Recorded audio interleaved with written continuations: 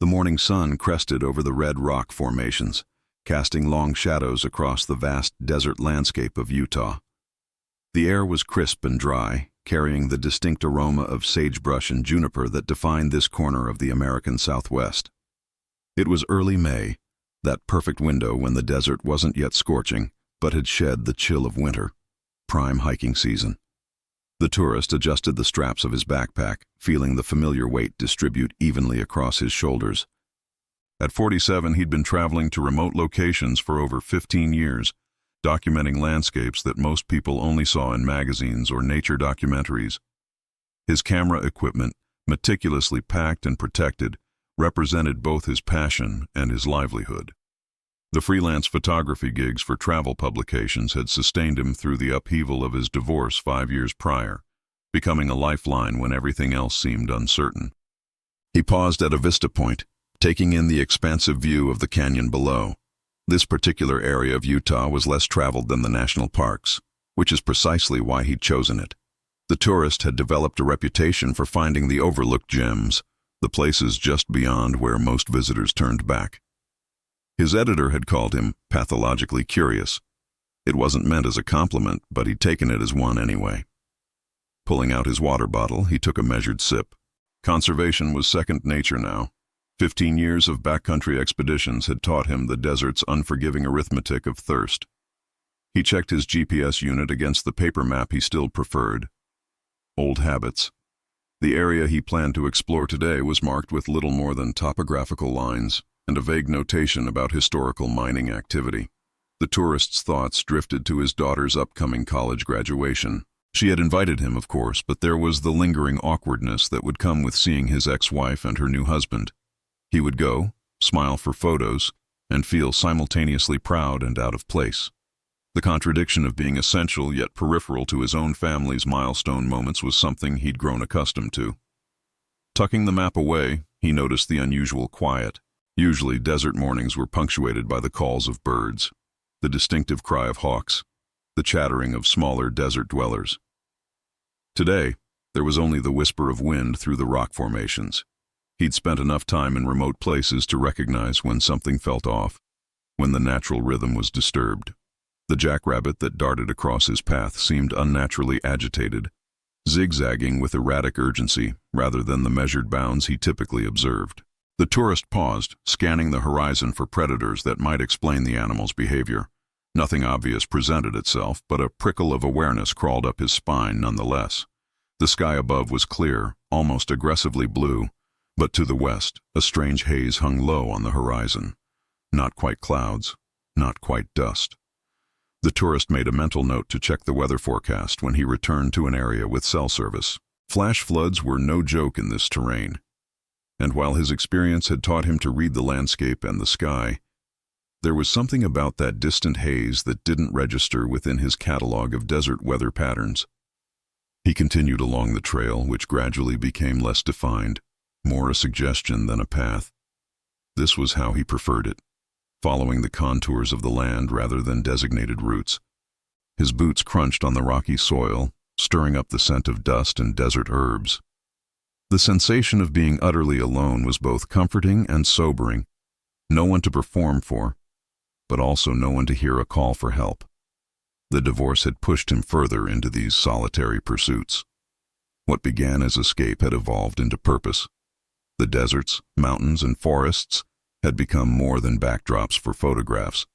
They were confessors, therapists, and companions. The tourist found clarity in these landscapes that eluded him in the cluttered conversations of everyday life.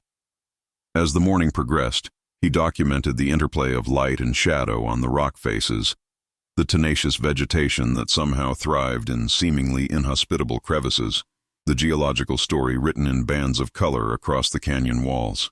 His camera captured what most eyes missed: the intricate patterns of erosion, the evidence of water's patient sculpture, the resilience encoded in every living thing that called this harsh environment home. By midday, the tourist had ventured into a section of the terrain that showed subtle signs of human disturbance. Nothing recent or obvious, just the occasional anomaly that his experienced eye could distinguish from natural formations, the slight depression that might once have been a path. the too regular arrangement of stones that had likely been moved by human hands rather than geological processes. The tourist had developed a sense for these things, a way of reading landscapes as palimpsests of human and natural history layered upon each other. The stillness of the air intensified as he navigated a narrow gully between towering rock walls. The usual desert breeze had died completely, leaving a pocket of heat and silence that seemed to press against his eardrums. He stopped, taking another sip of water, listening to the absence of sound. Even his own breathing seemed muffled, as if the air itself had thickened. It was then that he noticed the ground beneath his feet had changed. No longer the loose, gravelly soil of the surrounding desert, but something more compact, almost engineered. Looking down, he realized he was standing on what appeared to be an old service road, long abandoned and reclaimed by the desert, but still discernible to someone who knew what to look for. Curiosity piqued. The tourist decided to follow this ghost of a road. If nothing else, it might lead to some interesting ruins for his portfolio. Perhaps remnants of mining operations or long-abandoned homesteads. The stories embedded in such places were precisely what his readers found compelling. As he walked, the tourist became increasingly certain that this path was deliberately hidden, designed to blend into the landscape. Too subtle to be noticed by casual hikers, too consistent to be natural. His professional instincts sharpened. There was a story here, waiting to be uncovered. The first concrete sign came after following the barely there road for nearly a mile. At first, the tourist thought it was simply another rock formation, perhaps a bit more geometric than most natural formations, but still plausibly shaped by wind and water over centuries. It wasn't until he was within 20 feet that the unnaturalness of it became undeniable. Partially buried in the desert soil was what appeared to be a concrete structure, deliberately camouflaged with locally sourced rock affixed to its surface. Had he approached from any other direction, he might have walked past it without a second glance. But from this angle, with the midday sun casting particular shadows, the straight edges and right angles were unmistakable. The tourist's heart rate quickened. 15 years of exploration had honed his instincts, and everything about this discovery felt significant. He approached cautiously, camera already in hand, documenting each step of his approach. The structure was approximately the size of a small shed, with no visible windows. As he circled it, he noticed what appeared to be a seam in the rockwork, not random or natural, but a deliberate edge. The sound of his own pulse seemed unnaturally loud in his ears as he brushed away accumulated sand and debris from what he now suspected was some kind of entryway. The material beneath his fingers was cool despite the desert heat, suggesting substantial mass and insulation. After several minutes of clearing, a metal hatch became visible, partially recessed into the ground and attached to the concrete structure. The tourist sat back on his heels, exhaling slowly. His mind raced through possibilities: old civil defense shelter, military installation, mining operation access point. The location seemed impractical for any commercial purpose, too remote for easy access, yet not particularly advantageous in terms of resources or strategic position. He pulled out his phone reflexively, but as expected, there was no service. The GPS unit still functioned, however, and he carefully marked the coordinates. Whatever this place was, he wanted to be able to find it again, or direct others to it if necessary. The hatch itself was utilitarian, heavy-gauge steel with no identifying markings or logos, just a simple handle mechanism that appeared designed for utility rather than security. It looked like it hadn't been opened in years, maybe decades, judging by the accumulation of soil and the way desert plants had begun to establish themselves around its edges. The tourist's professional experience had taught him to approach such discoveries methodically. He began by thoroughly photographing the exterior of the structure and the hatch from multiple angles, ensuring that his images captured both detail and context. If this turned out to be something significant, proper documentation would be crucial. As he worked, a sense of unease gradually intensified. It wasn't just the unnatural silence that continued to envelop the area or the absence of wildlife. There was something about the structure itself that felt wrong, not just secret or abandoned, but deliberately obscured in a way that spoke of purpose rather than neglect. After completing his initial documentation, the tourist faced a decision. The responsible course of action would be to report the discovery to local authorities and let them investigate. But the journalist in him the part that had built a career on finding stories others missed, urged him to at least determine what kind of structure he had found before involving officials who might restrict access.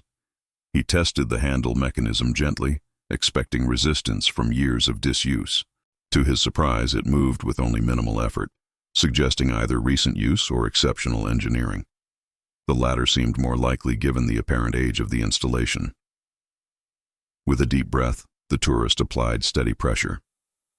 The hatch released with a soft hydraulic hiss that sent a chill down his spine. It wasn't just unsealed, it was still functioning, still pressurized after what must have been years of abandonment. As the hatch swung upward, cool air rushed out, carrying a distinct odor, not the mustiness he would have expected from a long-sealed space, but something clinical, almost antiseptic. The opening revealed a metal ladder descending into darkness. The tourist's heart hammered against his ribs. Every instinct honed through years in remote locations was now sending warning signals. Whatever this place was, it wasn't simply abandoned, it was maintained. The functioning hydraulics, the clean air, someone or something was keeping this installation operational. He retrieved his high-powered flashlight from his pack, clicked it on, and directed the beam into the opening. The ladder descended approximately 15 feet to what appeared to be a concrete floor. The walls were lined with some kind of metal paneling, utilitarian and unmarked. There were no immediate signs of danger, no visible water, no structural damage, no warning signs. The tourist had encountered enough unusual situations in his career to know that recklessness was the enemy of discovery. He would proceed, but with extreme caution. He secured his backpack more tightly, ensuring his camera was safely stowed but accessible, and then began his descent. The metal rungs were cold and solid beneath his hands. Each step down seemed to carry him further from the familiar world of desert heat and natural landscapes into something altogether different, a human construction with purpose and intent that remained opaque. When his boots touched the concrete floor, he paused, sweeping his flashlight beam in a slow arc around what appeared to be an antechamber. The space was roughly 10 feet square, with a single metal door on the far wall. Like the hatch above, it showed no signs of long abandonment, no rust, no deterioration. The air remained cool and slightly pressurized, suggesting some kind of active ventilation system. The tourist approached the inner door, noting with increasing unease that there were no control panels, no security measures, no identification requirements, just a simple handle mechanism similar to the one on the hatch. This didn't align with any military or government installation he had ever encountered or researched. Security through obscurity alone was rarely sufficient for truly sensitive sites. He tested the handle, finding it unlocked.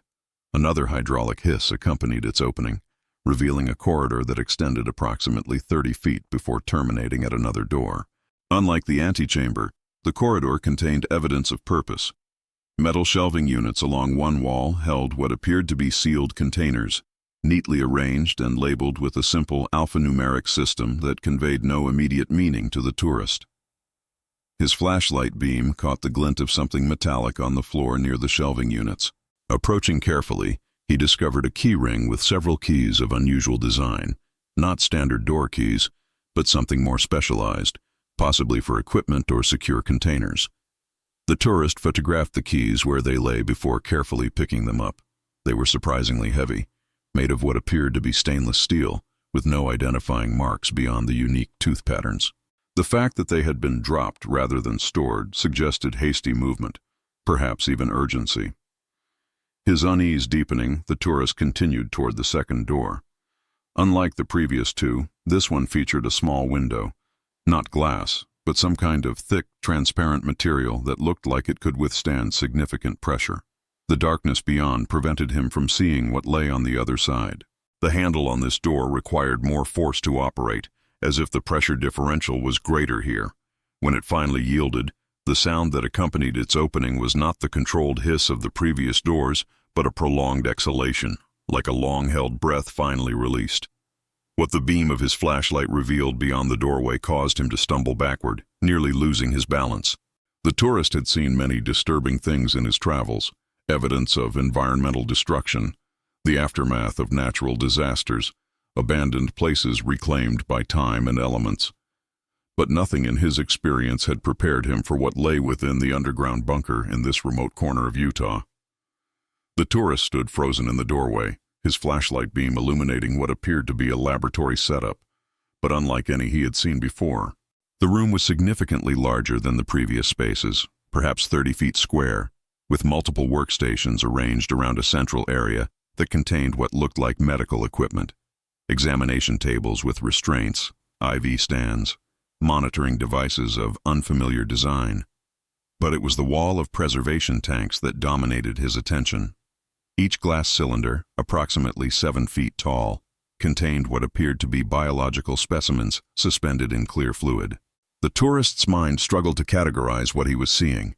The specimens resembled nothing in his catalog of known animals or human anatomy, yet they contained elements that seemed disturbingly familiar, as if assembled from recognizable parts in unrecognizable configurations. His professional training took over, providing a buffer between emotion and observation. He began systematically photographing the room, moving methodically from one area to the next, documenting everything without allowing himself to process the implications. The camera became both tool and shield, the viewfinder narrowing his focus to manageable fragments rather than the overwhelming whole. The workstations contained equipment that appeared both advanced and oddly anachronistic. Analog dials alongside digital displays, handwritten logs next to sophisticated computing devices. The tourist carefully photographed documents without disturbing their arrangement, capturing pages of notes filled with technical jargon, diagrams, and data tables that meant nothing to him but might prove significant to someone with the right expertise. One workstation held what appeared to be personal effects: a coffee mug with dried residue, a notebook open to a half-completed entry, a pair of reading glasses folded neatly beside it. The date on the notebook entry was what stopped the tourist cold: 3 weeks ago. This facility wasn't long abandoned. It had been actively used within the past month. His heart rate, which had begun to steady during the methodical documentation process, accelerated again. He was potentially interfering with an active operation, governmental, private, or something else entirely. The legal and personal implications cascaded through his mind, yet the journalist in him couldn't stop now. Whatever was happening here, it needed documentation, needed exposure to proper authorities, and possibly the public. In a cabinet beneath one of the workstations, the tourist discovered clothing. Standard issue coveralls with no identifying logos or names, just size designations. Beside them were respirator masks and protective gloves, suggesting concerns about contamination or exposure. He photographed these items in situ before carefully closing the cabinet. A secure refrigeration unit in one corner contained rack upon rack of labeled vials containing various substances, some liquid, some appearing to be tissue samples. The taxonomic classification codes on the labels matched nothing in standard biological nomenclature that the tourist recognized from his years of nature documentation. The central computer terminal was powered down but not locked. The tourist hesitated before pressing the power button, aware that activating the system might alert someone to his presence or trigger security protocols. After a moment's consideration, he decided against it, focusing instead on documenting the physical evidence. After nearly an hour of careful documentation, the tourist knew he needed to report his discovery. This was clearly beyond his expertise and potentially involved matters of public safety or security. He gathered his equipment and prepared to ascend to the surface where he might be able to get a signal on his satellite communicator, if not his phone. As he turned to leave, his flashlight beam caught something he had missed during his initial survey: a door at the far end of the laboratory, smaller than the others and partially obscured by equipment. Unlike the previous doors, this one had a keypad access system. The tourist approached it cautiously, debating whether to attempt access. The keys he had found earlier might be relevant, but the electronic keypad suggested a different security system altogether. As he stood considering his options, he noticed something unusual about the door frame. A dark substance had seeped from beneath the door and dried on the concrete floor. Crouching down, he directed his flashlight at the substance. The beam revealed a dark reddish-brown stain consistent with dried blood, though he couldn't be certain without testing. What was clear was that something had leaked from whatever lay beyond that final door. something organic and fluid. A wave of dread washed over him. The tourist had encountered enough in his travels to recognize when he was out of his depth. Whatever was happening in this facility, whatever lay beyond that door, it required professional investigation by authorities with appropriate jurisdiction and expertise. He completed his documentation with several photos of the stained doorframe and the keypad, then made his way back through the laboratory, the corridor, and up the ladder to the surface. The desert heat hit him like a physical barrier after the cool, pressurized environment below, and he gulped in the fresh air gratefully. The sun was now low on the horizon, casting long shadows across the landscape. The tourist had spent more time below ground than he had realized, and darkness in the desert was not something to face unprepared. He needed to make contact with authorities before nightfall, which meant hiking back toward his vehicle and civilization with urgency. As he secured the hatch behind him, a decision made both to preserve the scene and to prevent anyone else from stumbling into potential danger, the tourist tried to organize his thoughts. Who should he contact? Local sheriff's department? Federal authorities? The location in a remote area of Utah complicated jurisdictional questions. The hike back to his vehicle took longer than expected as he repeatedly checked his phone for service. It wasn't until he crested a ridge approximately 2 miles from the bunker that a single bar appeared on his display. Immediately, he placed a call to the county sheriff's office, the most logical first point of contact. The conversation that followed was frustratingly predictable. The dispatcher, while professional, was clearly skeptical of his report. An underground laboratory in the middle of nowhere. Unidentified biological specimens. The tourist could hear the assessment forming on the other end of the line. Another overexcited hiker, perhaps affected by heat and isolation, misinterpreting something mundane. "We'll send someone out to take a statement tomorrow morning," the dispatcher finally said. "Can you meet a deputy at the ranger station at 9 a.m.? The tourist agreed, knowing that further insistence would only diminish his credibility. He provided his contact information and the GPS coordinates of his discovery, which the dispatcher promised to include in the report. After ending the call, the tourist sat on a boulder overlooking the desert landscape, watching as the last light faded from the sky. The stars emerged with startling clarity in the absence of light pollution, a reminder of the vastness in which human activities, even disturbing ones, were mere pinpricks. He knew from experience that local law enforcement agencies were often understaffed and overwhelmed, particularly in remote counties with vast territories to cover. The likelihood of immediate action was low. By morning, someone might have discovered his intrusion into the facility. Evidence could be removed or altered. The truth of what he had found might be obscured before any official investigation began. The ethical dilemma weighed heavily as he hiked the final distance to his vehicle. As a professional documenter of remote and unusual places, he had always respected boundaries, both natural and human established. He operated within the legal framework of permits and access rights, but he also believed in the public's right to know about activities that might affect safety, environment, or scientific understanding.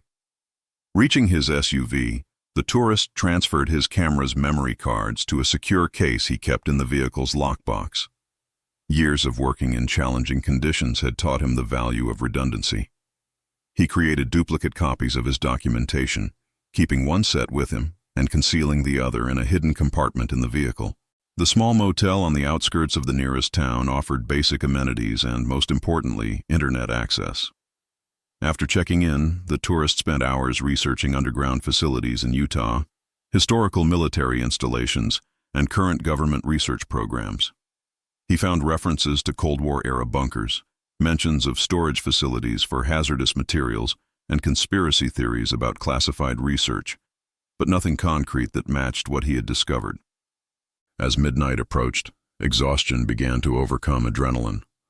Tomorrow's meeting with local law enforcement would require clarity and credibility. The tourist needed rest, but sleep proved elusive. Each time he closed his eyes, images from the underground laboratory flashed in his mind. The preservation tanks with their unidentifiable specimens, the dried bloodstain beneath the final door, the date on the notebook indicating recent activity. In the darkest hour of the night, he came to a decision. He would meet with the sheriff's deputy as arranged provide a full statement, and offer his photographic evidence. But he would also prepare a secure digital package of his documentation to be sent to specific journalists and researchers he had connections with. People who would understand the significance of what he had found and have the resources to investigate properly. The package would be set to send automatically if he didn't enter a cancellation code within 48 hours. It wasn't that he distrusted local authorities entirely, but his years of experience had taught him that bureaucratic processes could be slow, jurisdictional questions could create delays, and sometimes information could be suppressed, whether through official channels or unofficial pressure. The tourist finally drifted into restless sleep around 3 a.m., his dreams filled with sterile corridors and specimen tanks, with doors that opened onto deeper mysteries, and with the persistent question that would drive his actions in the days to come. What lay behind that final door in the underground bunker, and who was responsible for what was happening there? The tourist arrived at the ranger station 15 minutes early. The building was typical government construction, utilitarian concrete with minimal concessions to aesthetics, a flagpole standing sentinel in the gravel parking lot. Inside, the fluorescent lighting cast an unflattering pallor across the worn linoleum floor and dated wood paneling. At the front desk, a Park Service employee barely looked up from her computer screen as he approached. She was perhaps in her mid-30s, the green uniform hanging slightly loose on her frame, suggesting recent weight loss or a shortage of properly sized uniforms. The name tag on her shirt identified only her position, information specialist. "I have a meeting with a deputy," the tourist explained, "about a discovery I made yesterday." The specialist nodded without enthusiasm. "Take a seat. Officer Thompson is running behind. Flash floods on the eastern access road." The tourist settled into one of the molded plastic chairs, his camera bag and backpack at his feet. Sleep had been elusive, leaving him with a persistent headache and a sense of hypervigilance that made the mundane sounds of the ranger station, phones ringing, printers humming, casual conversation, seem unnaturally amplified. While waiting, he pulled out his tablet and reviewed the photographs taken the previous day. The clear, high-resolution images confirmed what memory might have distorted: the laboratory equipment, the specimens in preservation tanks, the dried substance beneath that final door. It had been real, all of it. 40 minutes passed before Officer Thompson arrived, a stocky man with a military-style haircut and the careful movements of someone nursing an old injury. His uniform, County Sheriff's Department rather than Park Service, was immaculate, his boots freshly polished despite whatever emergency had delayed him. The interview that followed was frustratingly predictable. The officer took notes methodically, his expression revealing nothing as the tourist described the bunker, its contents, and its location. When offered the photographic evidence, however, Thompson declined. "We'll conduct our own documentation if necessary," he said. "Procedure." The tourist pressed. "These specimens, the equipment, they're not standard research materials. Something unusual is happening out there." Thompson closed his notebook. "We appreciate you reporting this. Plenty of old government installations throughout Utah. Cold War fallout shelters, monitoring stations, communications bunkers. Most are decommissioned, but some get repurposed for research. University projects, geological surveys." His tone suggested the matter was routine, hardly worth the paperwork. "What about the specimens?" the tourist insisted. "The blood under that door. Could be animal research. Wildlife management sometimes uses remote facilities to minimize disruption to subjects." Thompson stood, signaling the end of the interview. "We'll look into it. May need to contact you with follow-up questions." The tourist recognized dismissal when he heard it. Thompson had already categorized the report: another civilian overreacting to something they didn't understand. The carefully cultivated bureaucratic boredom was a wall more effective than outright hostility. As the officer left, the tourist approached the information specialist again. "I need to do some research on the history of this area. Is there a county archive or historical society?" Her eyes flickered with something like interest for the first time. "Town library has a local history room, 10 miles south, just off Main Street. Ask for the archivist. She's only in Tuesdays and Thursdays." It was Thursday. The tourist thanked her and left, the weight of Thompson's dismissal hanging over him like the threat of desert rain that never quite materializes. The town library occupied what had clearly once been a bank, a granite-faced building with classical columns flanking the entrance, incongruously grand for the modest main street of a rural Utah town. Inside, the original marble floor remained, though now scuffed by decades of foot traffic and partially covered by utilitarian carpet tiles in institutional blue. The local history room was located in what had once been the bank vault, the massive door now permanently secured in the open position. Inside, metal shelving units contained archival boxes, bound volumes of local newspapers, and folders of photographs organized by decade. The archivist matched her surroundings, a woman in her 60s with silver hair pulled back in a practical bun, reading glasses on a chain around her neck. Her cardigan was buttoned precisely to the second highest button, and her sensible shoes made almost no sound as she approached. "You're interested in local history?" she asked, her voice carrying the slight rasp of someone who has spent decades in the desert's dry air. The tourist explained that he was researching the area for a photography project, specifically interested in any historical installations or facilities in the region where he'd been hiking. He described the general location without mentioning his discovery. The archivist's expression sharpened with interest. "That area has quite a history. The military presence in Utah during the Cold War was extensive, more than most people realize." She led him to a filing cabinet and extracted a folder labeled Project Horizon, 1958-1972. Inside were newspaper clippings, photocopied documents with government letterheads, and several black and white photographs of construction sites and personnel. "This was officially a seismic monitoring station," she explained, pointing to a grainy image of concrete bunkers being constructed against a backdrop of desert mesas. "Supposedly to study fault lines and underground nuclear test detection. But there was always speculation about its true purpose." The tourist examined the photographs closely. The terrain was similar to where he'd found the bunker, though not identical. These were likely related facilities, rather than the exact one he'd discovered. "What kind of speculation?" he asked. The archivist glanced toward the door, then lowered her voice. "Project Horizon's official mandate changed 3 times in 15 years. Started as Defense Department, transferred to Energy, then briefly to a division that doesn't exist in any public record after 1965. Local contractors were hired for initial construction, then dismissed. Military personnel took over, working night shifts. Large equipment deliveries continued for years after the facility was supposedly completed."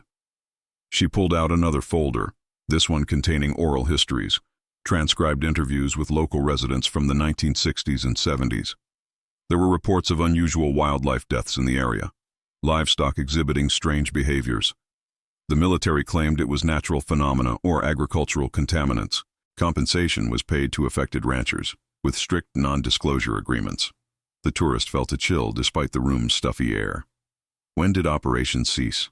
Officially, 1972, but there are utility records showing electricity usage until 1984, and satellite photos from the University Geology Department showing vehicle tracks as recently as the early 1990s.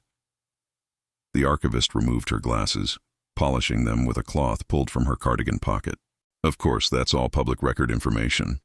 Nothing classified about utility bills." Her emphasis on public record and nothing classified suggested she was choosing her words carefully, perhaps concerned about the legality of sharing certain information. The tourist spent the next 3 hours methodically reviewing everything the archivist provided. A pattern emerged. Project Horizon had been one of several similar installations throughout the Southwest, all officially designated for environmental or geological monitoring, all with suspicious discrepancies in their public records. A map from 1963 showed the full network of facilities. Most were marked as decommissioned, but 3, including one in the approximate location of his discovery, had question marks beside them. Handwritten notes in the margin read, "Status unconfirmed, DS 1979. "Who was DS?" the tourist asked. The archivist's expression grew solemn. "David Sanger. Local historian, taught at the high school for 30 years. He was documenting the military history of the region for a book. Had a reputation for thorough research, FOIA requests, tracking down former personnel for interviews. She paused. He disappeared in 1980. Car found at a trailhead not far from where you were hiking. The official report says he likely got lost, succumbed to the elements. His body was never recovered. Before leaving, the tourist obtained copies of key documents, including the 1963 map. The archivist provided one final folder as he was preparing to depart. "These might interest you," she said quietly. Aerial photographs from a geological survey in 1997. They were doing mineral deposit mapping for potential mining operations. The photographs showed a section of desert approximately 3 miles from where the tourist had discovered the bunker. At first glance, nothing seemed unusual. The same red rock formations, the same sparse vegetation. But looking closer, he noticed what appeared to be a service road, carefully camouflaged but visible from the air at certain angles. It led to what might have been another entrance, this one built into the side of a small mesa. "Thank you," the tourist said, understanding the risk the archivist might be taking in sharing potentially sensitive information. She nodded, her expression suggesting she understood more than she was saying. The desert preserves things. Weather, time, official denials. None of them erase everything. Armed with the historical context, the tourist drove to the location indicated in the aerial photographs. The road was rough, requiring the SUV's 4-wheel drive for the final stretch. He parked a quarter-mile from the coordinates, proceeding on foot over increasingly rocky terrain. The facility, if that's what it had been, was in advanced stages of abandonment. Unlike the bunker he'd discovered, this installation had not been maintained. The entrance was partially collapsed, the concrete cracked and crumbling, metal support beams exposed like the ribs of a decaying carcass. Warning signs, their red paint faded to a rusty pink, still hung from the chain-link fence that surrounded the site. U.S. government property. Unauthorized entry prohibited. Violators will be prosecuted. The tourist documented the exterior thoroughly, but did not attempt to enter the collapsed structure. What was visible from outside told a clear enough story. This had been a substantial facility, not merely a monitoring station. Heavy-duty ventilation systems, now rusted and inoperative, suggested underground spaces requiring significant air circulation. Power line connections indicated high energy requirements. Most tellingly, what appeared to be a decontamination chamber was still recognizable near the entrance, the kind of precaution associated with biological or chemical hazards rather than geological research. As the afternoon sun began its descent toward the horizon, the tourist made his way back to the vehicle, his mind working to connect what he'd learned. Project Horizon had been extensive, with multiple facilities throughout the region. Most had been officially decommissioned, like this abandoned site. But the bunker he'd discovered was still operational, still actively used. The question was no longer just what was happening in that underground laboratory, but who had continued the work decades after the official project had ended, and why they had gone to such lengths to keep it hidden. Darkness had fallen by the time the tourist returned to his motel room. The day's research had provided context, but raised more questions than it answered. After uploading his latest photographs to secure cloud storage and adding encrypted notes about what he'd learned, he spread the historical documents across the bed, searching for patterns or connections he might have missed. Project Horizon had been ambitious in scope, at least 7 facilities throughout Utah and neighboring states. The official documentation was fragmented, but suggested a research mandate that evolved over time, from monitoring Soviet nuclear activities to studying the effects of radiation on the local ecosystem, to more cryptic objectives in its later years. Sleep came reluctantly and departed early. By dawn, the tourist had made his decision. He would return to the bunker for a more thorough investigation before reporting his findings to federal authorities. Local law enforcement had already demonstrated their disinterest. He needed more compelling evidence to ensure higher-level officials would take the matter seriously. He prepared methodically, charging camera batteries, packing additional memory cards, selecting lenses appropriate for the confined space in low-light conditions. To his usual equipment, he added items purchased from the town's hardware store: a more powerful flashlight, chemical light sticks, a basic tool set, and a small portable fire extinguisher. The latter was probably unnecessary, but years of remote exploration had taught him to prepare for unlikely contingencies. The tourist also acquired a portable air quality monitor capable of detecting common hazardous gases. If the facility contained laboratories with potentially dangerous substances, having warning of environmental hazards could prove life-saving. The drive back to the trailhead was tense, every passing vehicle on the highway triggering a spike of adrenaline. Was he being followed? Were his actions being monitored? The previous day's historical research had revealed a pattern of official denial and obfuscation surrounding Project Horizon. If the current operators of the bunker were aware of his intrusion, they might take steps to protect their secrets. He parked in a different location than before, choosing a spot frequented by hikers exploring the nearby rock formations. His vehicle would attract less attention there, just another tourist's SUV among several others. The hike to the bunker took longer from this alternative approach, but caution outweighed convenience. The desert landscape seemed different today, less majestic, more ominous. The same rock formations that had inspired awe now loomed like sentinels. The tourist found himself scanning the horizon frequently, watching for movement or the glint of optics that might indicate surveillance. When he finally reached the bunker entrance, everything appeared undisturbed. The hatch remained as he had left it, no obvious signs that anyone had visited in the interim. The tourist documented the exterior again from multiple angles, establishing visual confirmation that the scene was unchanged since his previous visit. Opening the hatch for the second time was somehow more unsettling than the first. The hydraulic hiss seemed louder in the desert silence, the rush of cool air from below carrying that same antiseptic odor. The tourist activated his air quality monitor before beginning his descent, relieved when it showed normal oxygen levels and no detection of common toxic gases. The antechamber and corridor appeared exactly as he remembered. He moved efficiently through these areas, having documented them thoroughly during his first visit. His focus now was on the laboratory and whatever lay beyond that final door with its disturbing bloodstain. The laboratory seemed more ominous in his return visit. What had initially registered as clinical and sterile now felt menacing. The restraints on the examination tables suggesting unwilling subjects, the specimens in preservation tanks representing unknown horrors. The tourist approached the computer terminal he had noted previously. After documenting its current state with photographs, he pressed the power button. The system came to life with surprising speed, displaying a login screen with a simple prompt. Enter credentials. No username field, just a password prompt. The tourist considered the keys he had found during his first visit. None appeared to be electronic key cards or tokens that might interface with the computer system.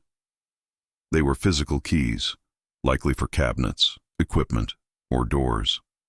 He turned his attention to the notebooks and documents scattered across the workstations, searching for anything that might provide access credentials or hints about the facility's purpose. Most contained technical jargon and data that meant little without context, but one notebook included hand-drawn maps of what appeared to be the complete facility. According to these sketches, the bunker was far more extensive than what he had seen.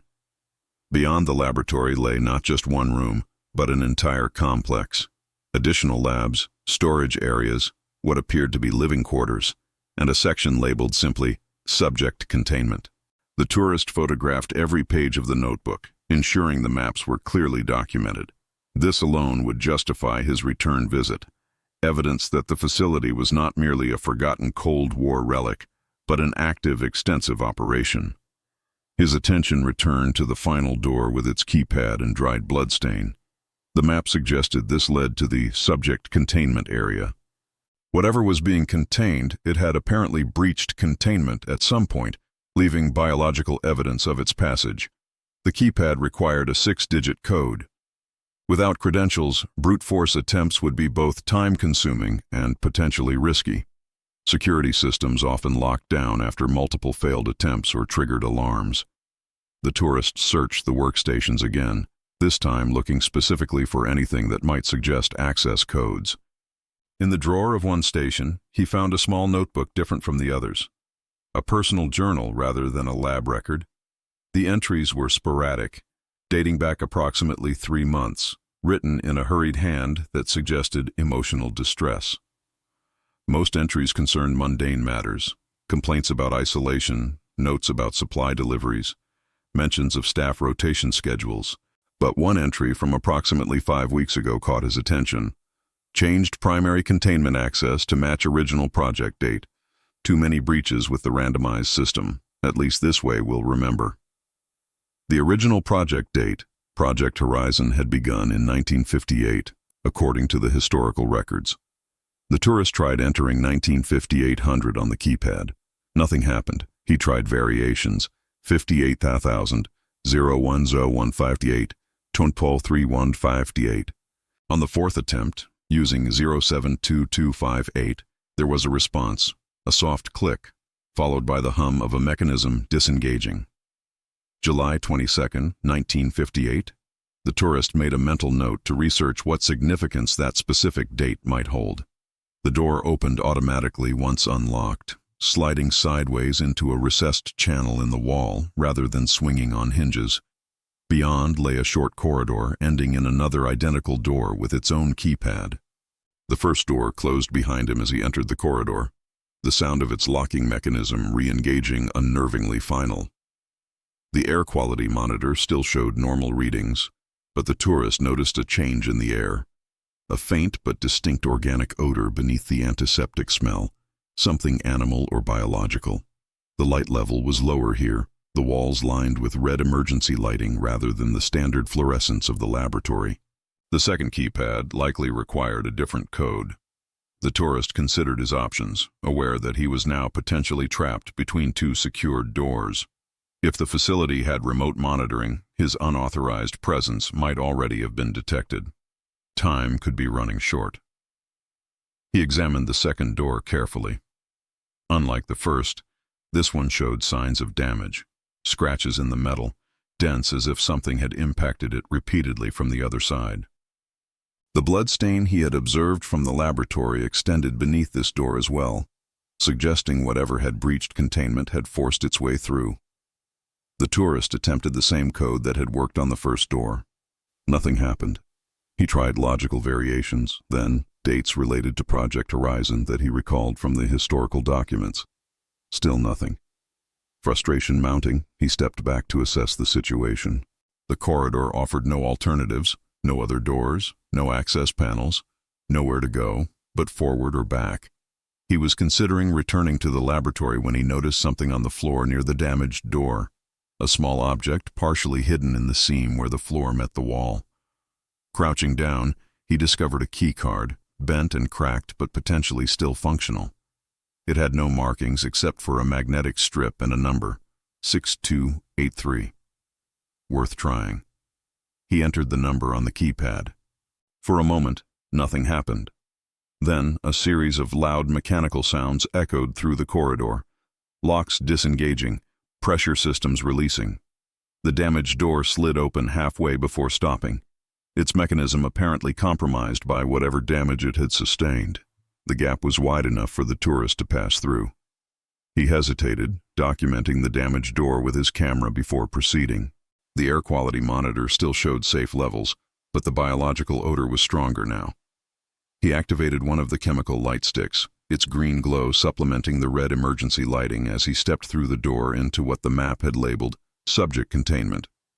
What he found defied simple categorization. The space was circular, approximately 50 feet in diameter, with a central pit surrounded by observation platforms at various heights. The pit itself was approximately 20 feet deep, its walls smooth concrete marked with long gouges and scratches. At the bottom, a drainage system suggested it could be flooded or flushed if necessary, but it was the state of the room that told the real story. Evidence of violence was everywhere. Dried blood spatter on the walls, equipment destroyed, observation cameras hanging from damaged mounts. Whatever had been contained here had escaped, and the process had been neither clean nor controlled. The tourist documented everything methodically, moving around the upper platform to capture the scene from all angles. At one observation station, he found a tablet device. Its screen cracked but still functional when he pressed the power button.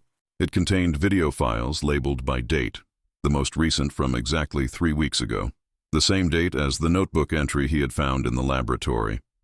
With shaking hands, he played the file.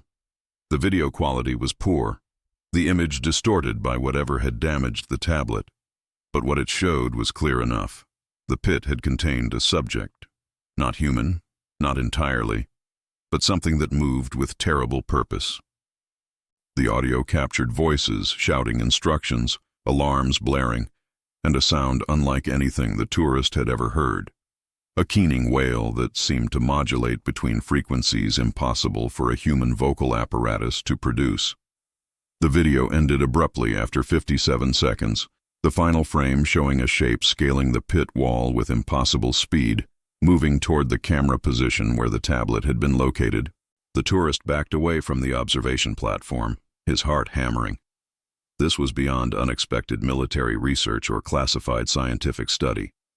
Whatever had been contained here, whatever had escaped, represented something fundamentally outside his understanding of what was possible. He needed to leave, to get this evidence to authorities capable of responding appropriately. As he turned toward the damaged door, his flashlight beam caught movement in his peripheral vision. A shadow shifting where no shadow should be, high in the corner of the circular room.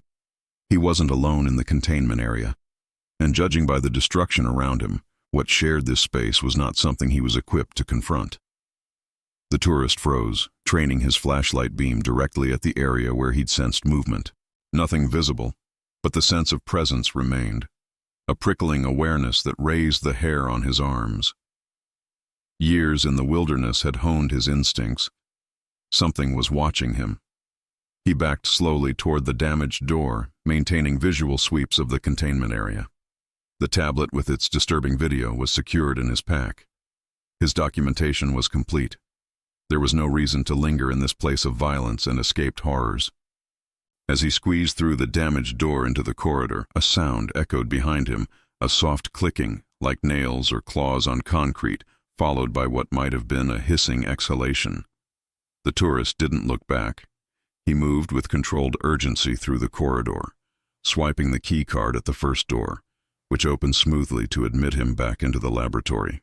Once in the lab, he did a quick visual sweep, confirming nothing had changed during his exploration of the containment area. The computer terminal still displayed its login prompt, the specimens still floated in their preservation tanks. The equipment stood silent and waiting.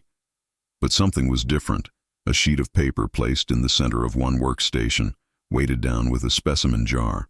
The tourist approached cautiously, immediately certain this hadn't been there during his initial survey of the room. Someone had been here while he was in the containment area. Someone had left a message. The paper contained a single typewritten sentence. "You're disturbing matters beyond your understanding. For your safety, stop now." The specimen jar holding down the paper contained what appeared to be a camera memory card. Specifically, one of the cards he had used the previous day to document the facility. A card that should have been secure in his motel room's safe. Whoever had left this message had been in his room, had accessed his belongings, knew who he was and where he was staying. The tourist's mind raced. Had they taken anything else? Copied his documentation? Compromised his backup systems? He needed to leave immediately, to check his security measures and potentially relocate to a different accommodation. He photographed the warning note in place, then carefully lifted the specimen jar.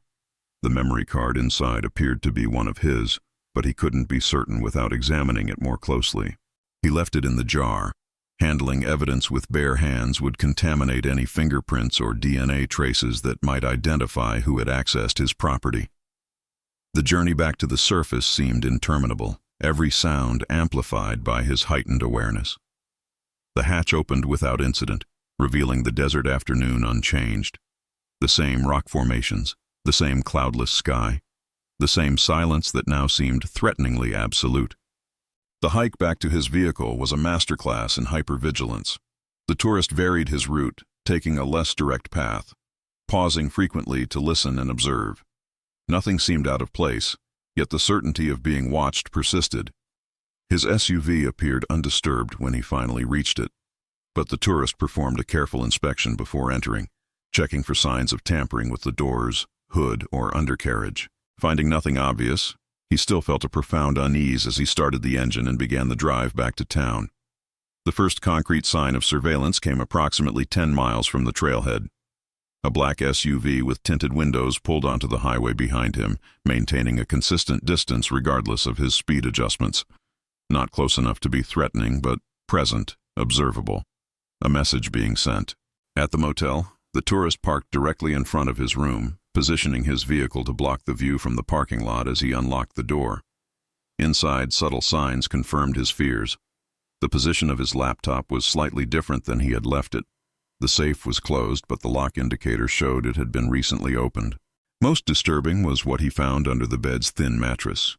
His original memory cards, including the one supposedly in the specimen jar back at the facility, had been arranged in a neat row. None appeared damaged, but all had clearly been handled. Beside them lay a second note. Final warning. Existing evidence has been documented. Further pursuit will have consequences. The tourist packed his belongings with methodical efficiency, checking every item for tampering or tracking devices. He paid for his room in cash, offering no explanation for his early departure, and drove 30 miles to a larger town with a chain hotel where he checked in under his professional credentials rather than his personal identification. From the new hotel, he called the regional office of the FBI, requesting to speak with an agent regarding a matter of national security. The response was predictably bureaucratic. He would need to file a report, which would be assessed, and an agent would contact him if the matter warranted investigation. This concerns an active government facility operating outside official oversight, the tourist pressed, with evidence of containment breach and potential casualties. The response remained measured, professional, and entirely unhelpful. Without specific evidence of federal crimes, terrorist activity, or imminent public danger, the standard reporting procedures would apply. The tourist considered his options. Direct evidence was in his possession: photographs, video, historical documentation. But who could he trust with this information? Who had the authority and inclination to investigate properly? He decided to approach the regional newspaper first, arranging a meeting with an investigative journalist whose work he was familiar with from previous environmental stories. The meeting was set for the following morning at a public cafe, safe, visible, with multiple exits. That evening, the tourist organized his evidence, creating a comprehensive digital package with all photographs, video, historical documents, and his own detailed notes. This he encrypted and uploaded to multiple secure cloud storage locations, with access credentials sent to trusted colleagues with instructions to publish everything if they didn't hear from him within 72 hours. As an additional precaution, he wrote a complete account of his discoveries and the subsequent warnings, sealed it in an envelope, and mailed it to his home address. Even if he was prevented from pursuing this further, a record would exist. Sleep was impossible. The tourist sat by the hotel room window, watching the parking lot below. Around 2 a.m., a now familiar black SUV cruised slowly past the hotel entrance. They had found him already. The message was clear: "We know where you are. We're watching. We can reach you any time." By dawn, the tourist had come to a decision. He would proceed with the journalist meeting, but first, he would visit the county sheriff's office again, this time insisting on speaking with someone higher in the command structure than Officer Thompson. The sheriff's department occupied a modern building on the outskirts of town, all glass and concrete with a flag plaza and neatly maintained landscaping. Inside, the tourist requested a meeting with Sheriff Lawson, claiming to have information relevant to an ongoing investigation. After 30 minutes in a sterile waiting area, he was escorted to a small interview room by a deputy who introduced himself as Ramirez. Unlike Thompson, Ramirez seemed genuinely attentive, asking clarifying questions as the tourist outlined his discoveries without revealing all details. "You mentioned a Project Horizon," Ramirez said. "That name has come up before." The tourist's focus sharpened. "Recently?" Ramirez hesitated, glancing toward the closed door. 3 months ago, hiker reported unusual activity in that same area. Sheriff assigned it to Thompson. He lowered his voice. Thompson filed it as a non-incident. Hiker left town the next day. "What happened to them?" the tourist asked, a chill settling in his stomach. "Official report says they continued their trip as planned." Ramirez's expression suggested he had doubts. "Their vehicle was found at a trailhead in Arizona 2 weeks later. No sign of the owner." The deputy checked his watch, then pulled a small notebook from his pocket, scribbling something quickly. I can't be involved officially, but this journalist you're meeting, Maya Chen, she's solid. Broke the story on water contamination cover-up last year. He slid the notebook across the table. There's a contact at the State Environmental Protection Division. Mention my name. Before the tourist could respond, the door opened. Sheriff Lawson entered, tall, imposing, with the weathered face of someone who spent significant time outdoors despite an administrative position. His gaze moved between the tourist and Ramirez, assessing the situation. "Deputy, you're needed at the Westridge incident," he said. Not a request. Ramirez nodded, retrieving his notebook. "Just finishing up here, sir." He gave the tourist a significant look before departing, closing the door behind him. Sheriff Lawson remained standing, hands resting on his duty belt. "Officer Thompson already took your report about some old bunker. We're looking into it." "With all due respect, Sheriff, I don't believe that's true," the tourist replied, maintaining eye contact. "I've since discovered connections to a Cold War-era project called Horizon. There's evidence of ongoing unauthorized research, possibly involving biological containment breaches." Lawson's expression didn't change. "That's quite a story. Sounds like you've been talking to some conspiracy theorists. Small towns are full of tall tales." "I have photographs, video, historical documentation. Then I suggest you turn all that over to my department. We'll ensure it reaches the appropriate authorities." Lawson's tone remained professional, but something hardened in his eyes. "This county has strict trespassing laws, particularly regarding restricted areas. Government property, for instance." The threat was unmistakable. The tourist maintained his composure. "Of course. I'm prepared to cooperate fully with official investigations." "Good. Then you'll provide Deputy Simmons with all your evidence before you leave today." Lawson moved toward the door. "And you should know, we take safety seriously here. Hikers getting lost in remote areas, accidents happening. We'd hate for anything to happen to a visitor." After Lawson's departure, the tourist was left alone for nearly 15 minutes before being escorted out by a different deputy. No mention was made of surrendering evidence. The message had been delivered. What mattered now was how he responded to it. Outside, the black SUV was parked across the street, visible but not threatening. The tourist walked to his vehicle, made a show of checking his phone, then drove directly to the cafe where he was scheduled to meet the journalist. Maya Chen was already there when he arrived, occupying a corner table with good sight lines to both the entrance and the rear exit. She was younger than he'd expected from her byline photograph, perhaps in her early 30s, but carried herself with the alert confidence of someone accustomed to delicate situations. "You're being followed," she said without preamble as he sat down. "Black SUV, 2 occupants, parked across the street now. They followed you from the sheriff's office." The tourist nodded. "They've been monitoring me since yesterday. Broke into my motel room, accessed my documentation, left warnings." Chen didn't appear surprised. "This region has a history of unusual government activities. Most get dismissed as conspiracy theories or UFO enthusiast fantasies. Convenient cover for actual classified operations." She sipped her coffee. "Tell me what you found, and why you think it matters." For the next 40 minutes, the tourist provided a detailed account of his discoveries, from the initial bunker to the historical research to the containment facility and its apparent breach. Chen took notes in a shorthand system of her own devising, occasionally asking clarifying questions, but mostly listening with focused attention. When he described the specimens in preservation tanks and the video of the containment breach, her expression grew grave. "This goes beyond typical classified research. If something escaped from this facility, something they were containing rather than studying, there could be public safety implications." Deputy Ramirez suggested I contact someone at the State Environmental Protection Division. He indicated you might have additional connections who could help navigate this properly. Chen nodded slowly. "I've worked with several federal whistleblower protection attorneys, and I have contacts at the national level who can ensure this receives proper attention." She closed her notebook. "But first, we need to secure your position. The local authorities are clearly compromised, either directly involved or being pressured to obstruct investigation." She pulled out her phone, sending a brief text message. "My editor has a cabin about an hour from here. Remote, but with satellite internet access. You'll be safe there while we prepare this story properly." She glanced toward the window, where the black SUV remained visible. "They'll continue monitoring you, which means we'll need to create a diversion for your departure." The tourist considered the escalating risks. He had come seeking answers to a mystery.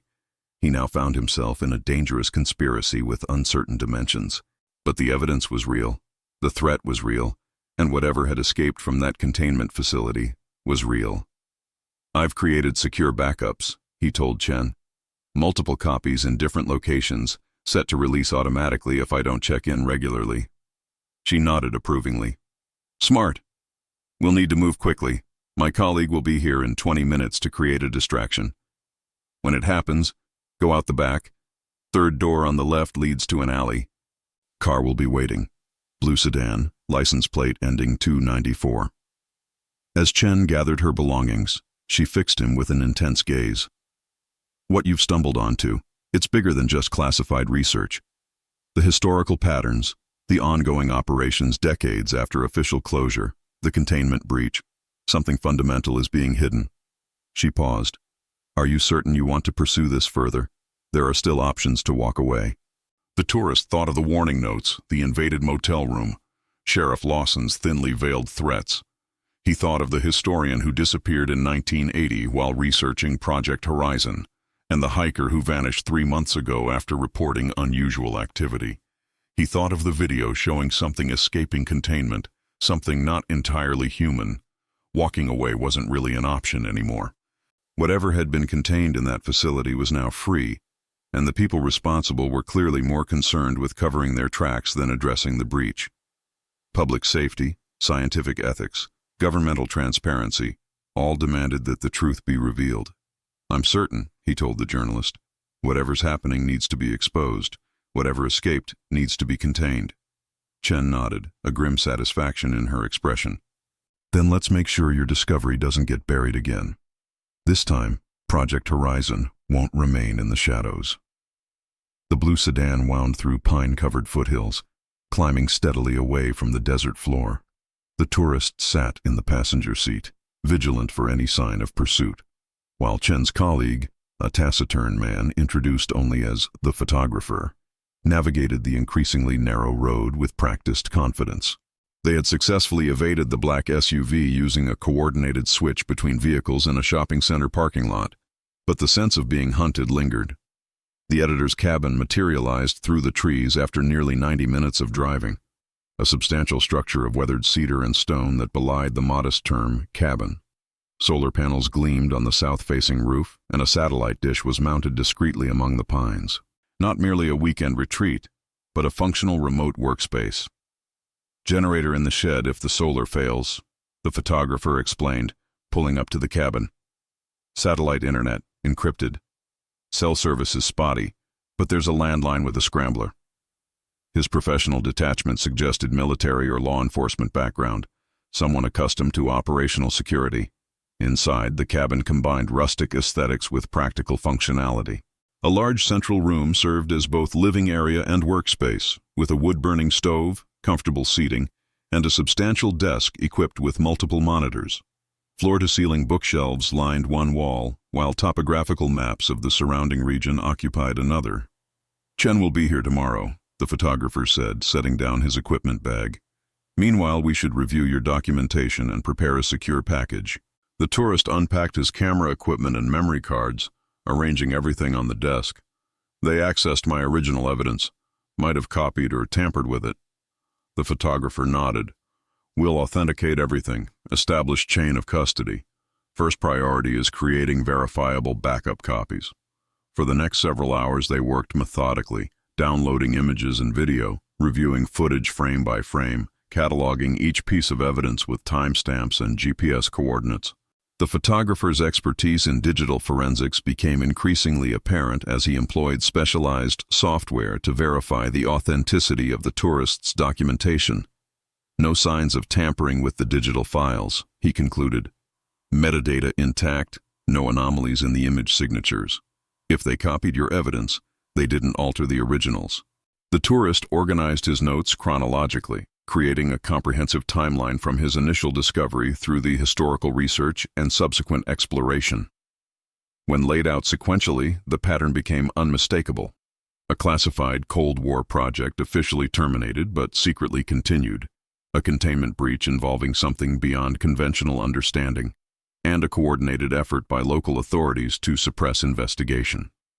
Project Horizon was supposed to be a seismic monitoring network, the tourist explained, showing the photographer the historical documents obtained from the library archivist. But the actual facilities suggest biological research, possibly involving unconventional subjects. The photographer studied the facility maps carefully. These containment protocols exceed standard biosafety measures. Whatever they were containing, it wasn't just dangerous, it was considered actively hostile. As evening approached, they prepared a secure digital package containing all documentation, historical research, and the tourists' detailed notes. This was encrypted using multiple layers of security and uploaded to servers in different countries with access protocols that would release everything to major news organizations and government oversight committees if specific verification codes weren't entered every 24 hours. Insurance policy, the photographer explained, makes you a less attractive target. Eliminating you wouldn't contain the information. After securing the digital evidence, the tourist recorded a video statement, a calm, methodical account of everything he had discovered, including names, dates, and locations.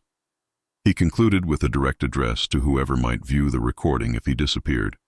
I am sound of mind, not prone to conspiracy theories or fabrications. Everything documented here represents my true experience and findings. If you're seeing this, it means I've been prevented from completing this investigation myself. The photographer copied this video to a separate secure server, then handed the tourist a satellite phone. Untraceable. Use it only if absolutely necessary. Chen has the matching unit. As night descended on the cabin, the tourist found himself unable to sleep, despite physical and mental exhaustion. Through the bedroom window, the vast expanse of stars reminded him of that first night in the desert, before he had discovered the bunker and the horrors it contained. How quickly life could pivot from the familiar to the unimaginable. He spent the quiet hours reviewing the containment facility video again, studying the creature that had escaped. Its movements defied easy classification, neither fully bipedal nor quadrupedal, but shifting between configurations with disturbing fluidity. Its proportions suggested humanoid baseline architecture, but modified or evolved for different environmental parameters. Most unsettling was its evident intelligence, the way it assessed its surroundings, identified weaknesses, and executed its escape with strategic precision. By dawn, the tourist had made his decision. The digital evidence was secure, the authorities would be notified, but he needed one more piece of the puzzle, definitive proof of what had escaped and where it might have gone. Without that, the investigation might focus solely on the unauthorized government facility, missing the immediate threat to public safety. When the photographer entered the main room, he found the tourist already dressed in hiking gear, checking his equipment. I need to go back, the tourist said simply. The photographer's expression remained neutral, but his posture tensed. Chen would advise against that. We have enough for the story.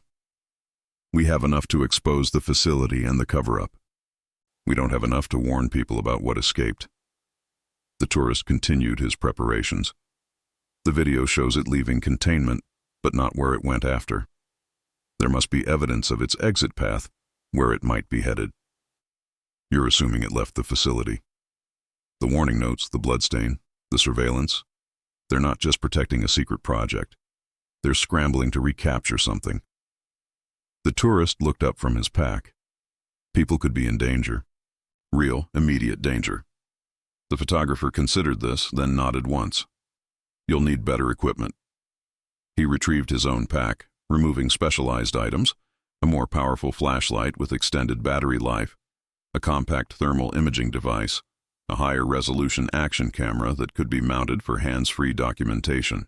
I'm coming with you, he added, his tone making clear this wasn't negotiable. Chen would never forgive me if I let you go alone. They might be watching the site, the tourist cautioned, counting on it. The photographer opened a case containing what appeared to be professional surveillance equipment. Time to find out exactly who they are. The remainder of the morning was devoted to meticulous preparation. They studied satellite imagery of the area surrounding the bunker, identifying potential observation points and multiple approach routes. The photographer prepared small camouflaged camera traps that could be deployed along their path to monitor for pursuit. The tourist assembled a specialized documentation kit that prioritized speed and mobility over comprehensive coverage.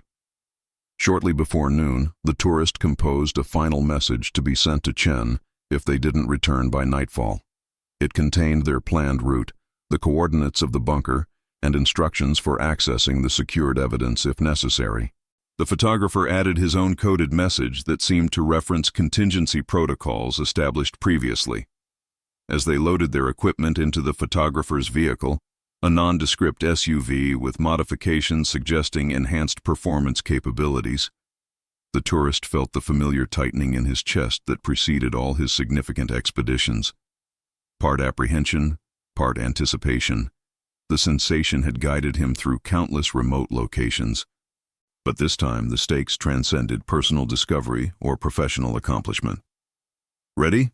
the photographer asked, checking his watch. The tourist nodded, securing his pack. "Let's find out what escaped from Project Horizon." They approached the bunker location using a circuitous route that brought them in from the north. A longer hike, but with better cover and multiple withdrawal options. The photographer deployed surveillance cameras at strategic intervals, establishing a perimeter that would alert them to anyone else in the area. They moved with deliberate caution, using natural features for concealment, communicating primarily through hand signals. By mid-afternoon, they had reached an elevated position approximately half a mile from the bunker, with clear sightlines to the entrance and surrounding terrain. Through high-powered binoculars, the tourist confirmed what he had suspected. The site was under observation. Two individuals in hiking gear that didn't quite conceal their military bearing were positioned on a ridge overlooking the bunker entrance. Their equipment included what appeared to be communications gear and possibly weapons. "Government contractors," the photographer murmured, studying them through his own optical device. "Private security, former special forces most likely. Not regular military. No chain of command visibility." The tourist adjusted his focus, scanning the broader area. There must be an alternative entrance, something they're using for access without being obvious. They spent the next hour methodically surveying the surrounding terrain, looking for anomalies in the natural landscape that might indicate hidden infrastructure. The breakthrough came when the photographer noticed a pattern in the desert scrub approximately 300 yards east of the main bunker entrance. Vegetation that appeared randomly distributed but actually followed a too-perfect spacing. "Camouflage netting," he whispered, "covering something substantial." Repositioning for a better vantage point confirmed his assessment. What had appeared from a distance as natural desert terrain was actually a carefully disguised structure. Some kind of vehicle or equipment hidden beneath multi-spectral camouflage material designed to blend with the surrounding environment. The tourist documented this with his telephoto lens, capturing details that would be invisible to casual observation. As he adjusted focus, a slight movement caught his attention. The camouflage material shifted briefly, disturbed by someone moving beneath it. "They have a forward operating base," the photographer concluded, monitoring the main entrance, probably with sensors throughout the area. "Can we get closer without being detected?" The photographer studied the terrain, considering angles of approach and natural cover. "Possibly. There's a drainage wash that runs within 50 yards of their position. If we follow it from the north, staying below the ridgeline, we might get close enough to determine what they're guarding." The approach required nearly 2 hours of painstaking movement, using the contours of the land for concealment, freezing in place when aerial surveillance drones passed overhead, advancing only when confident they remained undetected. The afternoon heat intensified their discomfort. Sweat soaking through clothing, dust coating skin and equipment. Finally, they reached a position within visual range of the camouflaged structure. From this angle, the tourist could discern its true nature. Not merely an observation post, but an access point. What had been disguised as natural rock formation was actually an engineered entrance with what appeared to be a vehicle access ramp leading underground. "Secondary entrance," the tourist whispered. "Probably connects to the main facility." The photographer nodded. "Actively used." Tire tracks, modern security systems. He pointed to nearly invisible sensors positioned around the perimeter. Motion detection, probably thermal imaging, military grade. As they watched, a section of the camouflaged structure slid aside, revealing an opening large enough for vehicles. A black SUV, identical to the one that had been following the tourist, emerged from the underground passage, paused as the driver communicated with someone via radio, then accelerated away toward the main highway. "Shift change, maybe," the photographer suggested, or responding to something. The tourist focused his camera on the open entrance, documenting everything visible within. The ramp descended at a sharp angle, illuminated by recessed lighting that revealed smooth concrete walls and what appeared to be security checkpoints at intervals. Most significantly, the entrance remained open, the camouflage panel retracted. "This might be our only chance," the tourist said. "If we can get inside, I can document the main facility, find evidence of what escaped." The photographer assessed the situation with professional detachment. High risk, unknown number of personnel inside, unfamiliar layout, uncertain exit options. He paused, but timing is optimal with a vehicle just departed. Decision point. The tourist had faced similar moments throughout his career, when opportunity and danger balanced on a knife edge, when professional instinct had to override caution. The facility held answers that could save lives if whatever had escaped posed a public threat. The digital evidence already secured would expose the existence of Project Horizon, but not the nature of the containment breach. "I'm going in," he decided. "You maintain position here, monitor communications, be ready for extraction if needed." The photographer didn't argue but adjusted his plan accordingly. "Take this," he said, handing over a compact device. "Emergency beacon. Activate only in extreme circumstances. It'll flood all frequencies, create communication disruption. Use it if extraction becomes impossible and you need a diversion." They synchronized watches, established communication protocols, and confirmed the extraction plan. Then the tourist began his approach to the facility entrance, using the drainage wash for cover until the final 50 yards required crossing exposed terrain. He timed his movement between drone passes, advancing in short bursts when confident of concealment. Reaching the entrance without detection, he paused in the shadow of the retracted camouflage panel, listening for voices or movement from within.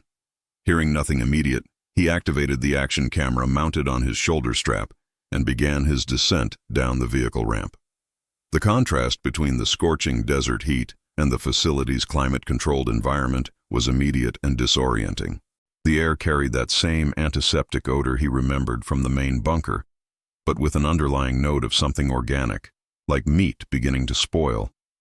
The ramp descended approximately 30 feet before leveling out into what appeared to be a vehicle staging area large enough for several SUVs or small trucks. Security was present but minimal, a checkpoint with card readers and biometric scanners, but currently unmanned. Beyond this checkpoint, a corridor extended into the facility, illuminated by the same recessed lighting as the ramp. The tourist moved quickly but cautiously, documenting everything with his cameras while listening for approaching personnel. The corridor branched after approximately 50 yards. Signage, utilitarian and institutional, provided navigation guidance. Containment to the left, research to the right, administration straight ahead. The tourist chose the containment direction, suspecting this would provide the most direct evidence of what had been held here, and possibly where it had gone after escaping. The containment section began with a decontamination chamber, airlocks, chemical shower facilities, and equipment storage for hazmat suits and breathing apparatus. All suggested protocols for handling extremely dangerous biological materials. Most tellingly, the tourist noted impact damage to the inner doors. Something had forced its way out through these security measures, leaving dents and scratches in the reinforced materials. Beyond the decontamination area lay a monitoring station, banks of screens showing various sections of what appeared to be a much larger containment zone than what he had seen in the main bunker. Most screens displayed empty corridors or sealed chambers, but several showed disturbing evidence of violence, broken equipment, substances that appeared to be blood spatter, signs of struggle. One monitor showed a room labeled primary containment that matched what he had seen in the main bunker, the circular chamber with the central pit. But from this angle, additional details were visible. The pit was deeper than it had first appeared, with multiple levels and what looked like observation galleries cut into its walls. The destruction was more extensive than he had realized during his initial exploration, with significant structural damage to the containment systems.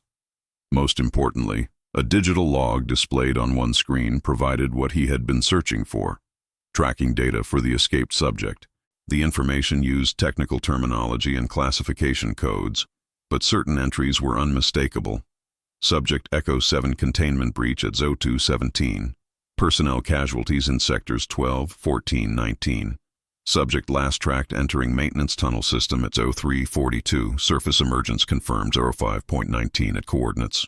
The tourist photographed the screen, capturing the coordinates and subsequent entries that indicated pursuit teams had been deployed but lost the subject's trail in the canyon system approximately 5 miles northwest of the facility.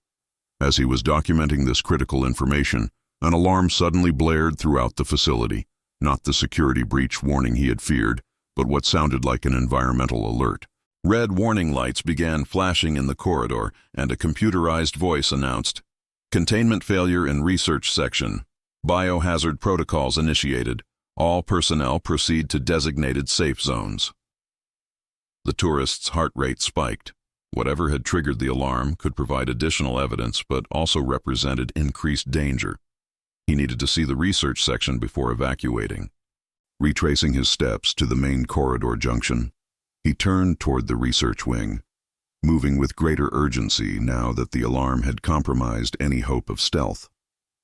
The research section entrance featured additional security measures, another airlock system, reinforced doors, and what appeared to be chemical and radiation sensors. The inner doors stood partially open, emergency lighting casting crimson shadows across what lay beyond. The tourist activated his flashlight for supplementary illumination and entered a scene of scientific horror that exceeded anything he had yet encountered. The research section was extensive, at least 6 integrated laboratory spaces visible from the entrance, each dedicated to different aspects of what appeared to be a comprehensive biological research program. Preservation tanks, similar to those in the main bunker, lined the walls, but these contained specimens in various stages of development or modification. Work surfaces held equipment both familiar and utterly alien, devices that seemed to combine biological components with mechanical systems in ways that defied conventional scientific categorization. Most disturbing were the surgical suites, 3 separate chambers with operating tables equipped with restraint systems clearly designed for subjects of varying anatomical configurations. The implements arranged on nearby trays suggested procedures beyond standard medical science. Tools for genetic manipulation, neural interface implementation, and biological system modification. The tourist documented everything systematically, moving through the space with practiced efficiency despite his horror. The alarm continued blaring, the flashing lights creating a stroboscopic effect that added to the nightmarish quality of the scene. In the central laboratory, he found what had triggered the environmental alert. A containment tank had ruptured, releasing both preservative fluid and its contents onto the floor. The specimen, humanoid but with significant modifications to limb structure and cranial capacity, lay motionless in the spreading puddle, clearly deceased but disturbing in its implications. This was not the escaped subject designated Echo 7, but something similar in basic configuration. A workstation near the ruptured tank provided the final pieces of the puzzle. Open files displayed information about Project Horizon Phase 3. Genetic engineering focused on creating biological entities capable of surviving extreme environmental conditions. The documentation referenced extraterrestrial biological material as template basis and hybridization protocols for enhanced adaptation potential. The tourist was photographing these documents when he heard voices approaching from the main corridor, personnel responding to the containment breach alarm. His position was about to be compromised. Searching for an alternative exit, he noticed a maintenance access panel partially concealed behind equipment storage. The panel was secured with a simple mechanical lock rather than electronic systems, likely to ensure access during power failures. Using a multi-tool from his pack, the tourist managed to disengage the lock and pull the panel open, revealing a narrow utility tunnel.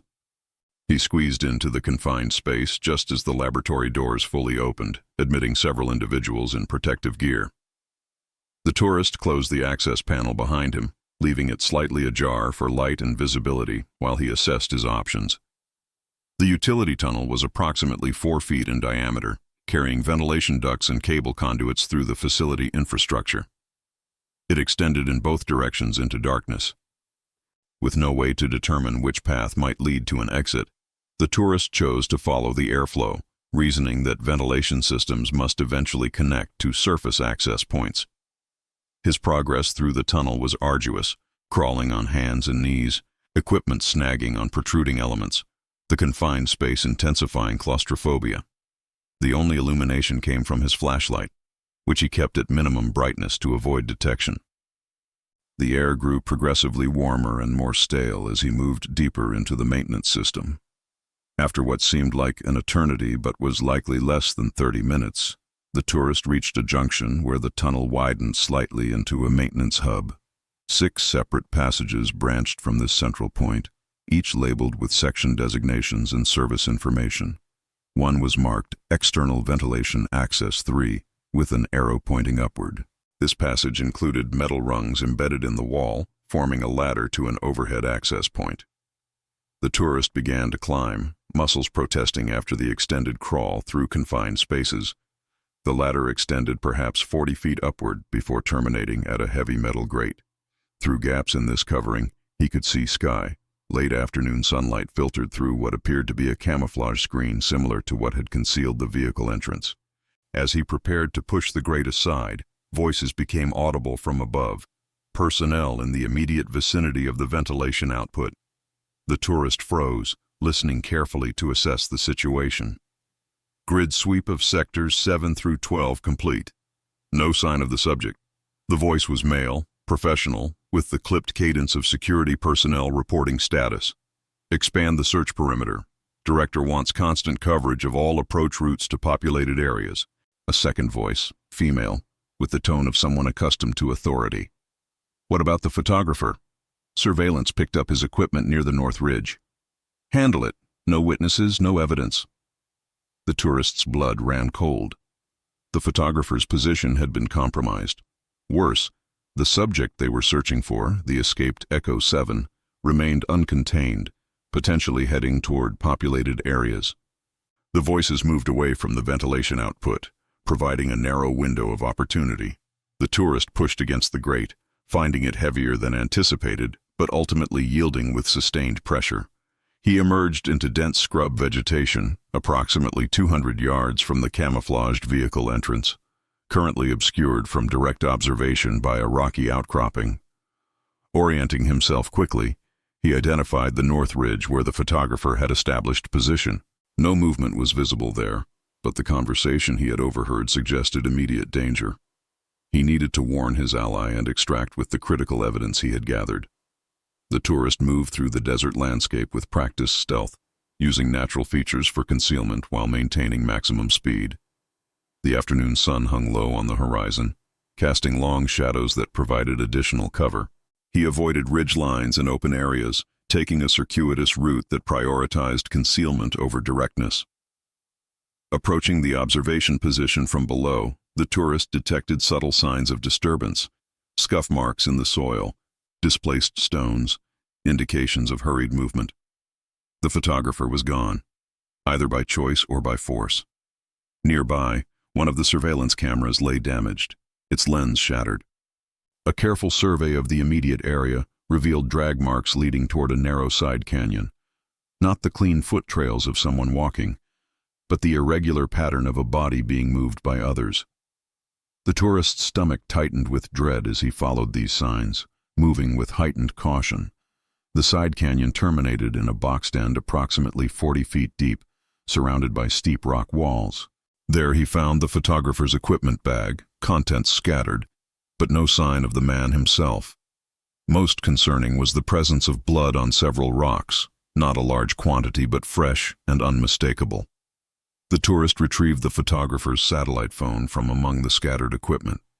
It was intact, and a check of recent activity showed an outgoing message to Chen sent approximately 20 minutes earlier. Compromised. Evidence on North Ridge cache. Tourist proceeding with documentation. Extract him priority. This confirmed the photographer had been aware of the approaching threat and had taken measures to protect their mission. The reference to a North Ridge cache suggested he had hidden backup equipment or evidence in that location. A brief search revealed the cache, a waterproof container concealed beneath rocks at the base of a distinctive formation. Inside were duplicate memory cards, a satellite uplink device, and a handwritten note with coordinates and the message, "Emergency extraction point, 18 hours." Checking his watch, the tourist realized he had less than 40 minutes to reach the extraction coordinates approximately 2 miles away. With both security personnel and potentially a dangerous escaped subject in the area, the journey would be hazardous. But the evidence he had gathered was too important to risk capture. He transferred his documentation to the backup system, activated the satellite uplink to transmit critical data to Chen's secure server, then began the challenging trek to the extraction point. The route required traversing exposed terrain, climbing a steep scree slope, and navigating a narrow canyon system, all while potentially under surveillance from facility security. The sun was setting as he approached the extraction coordinates, casting the desert in deep orange light that would soon give way to darkness. The location was a small clearing suitable for helicopter access, with sufficient flat terrain for landing. No aircraft was yet visible, but the faint sound of rotors in the distance suggested approach. As the tourist reached the clearing's edge, movement to his right triggered immediate defensive response. He dropped to the ground, seeking cover behind a large boulder.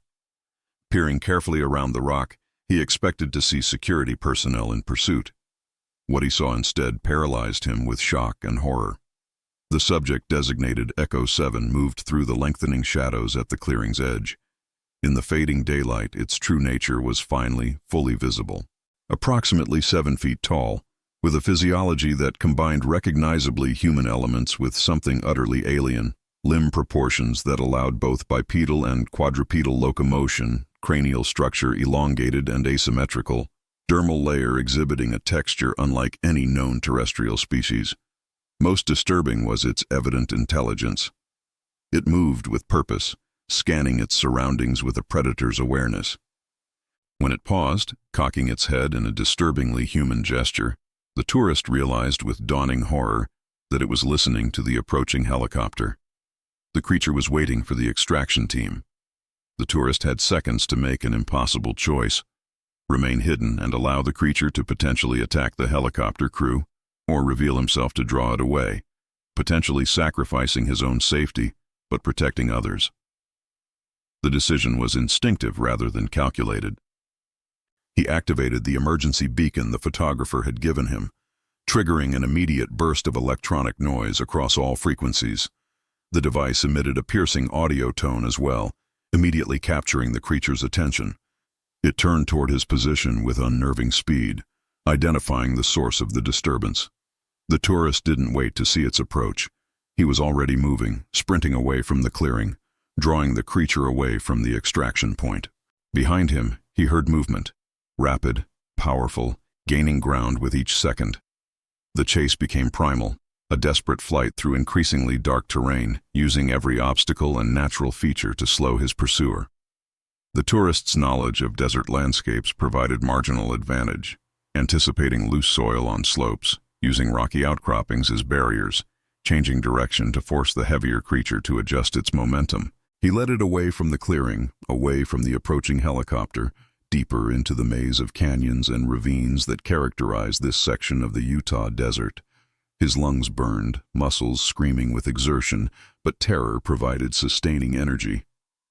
When the sound of the creature's pursuit suddenly ceased, the tourist risked a glance backward. Nothing visible in the gathering darkness.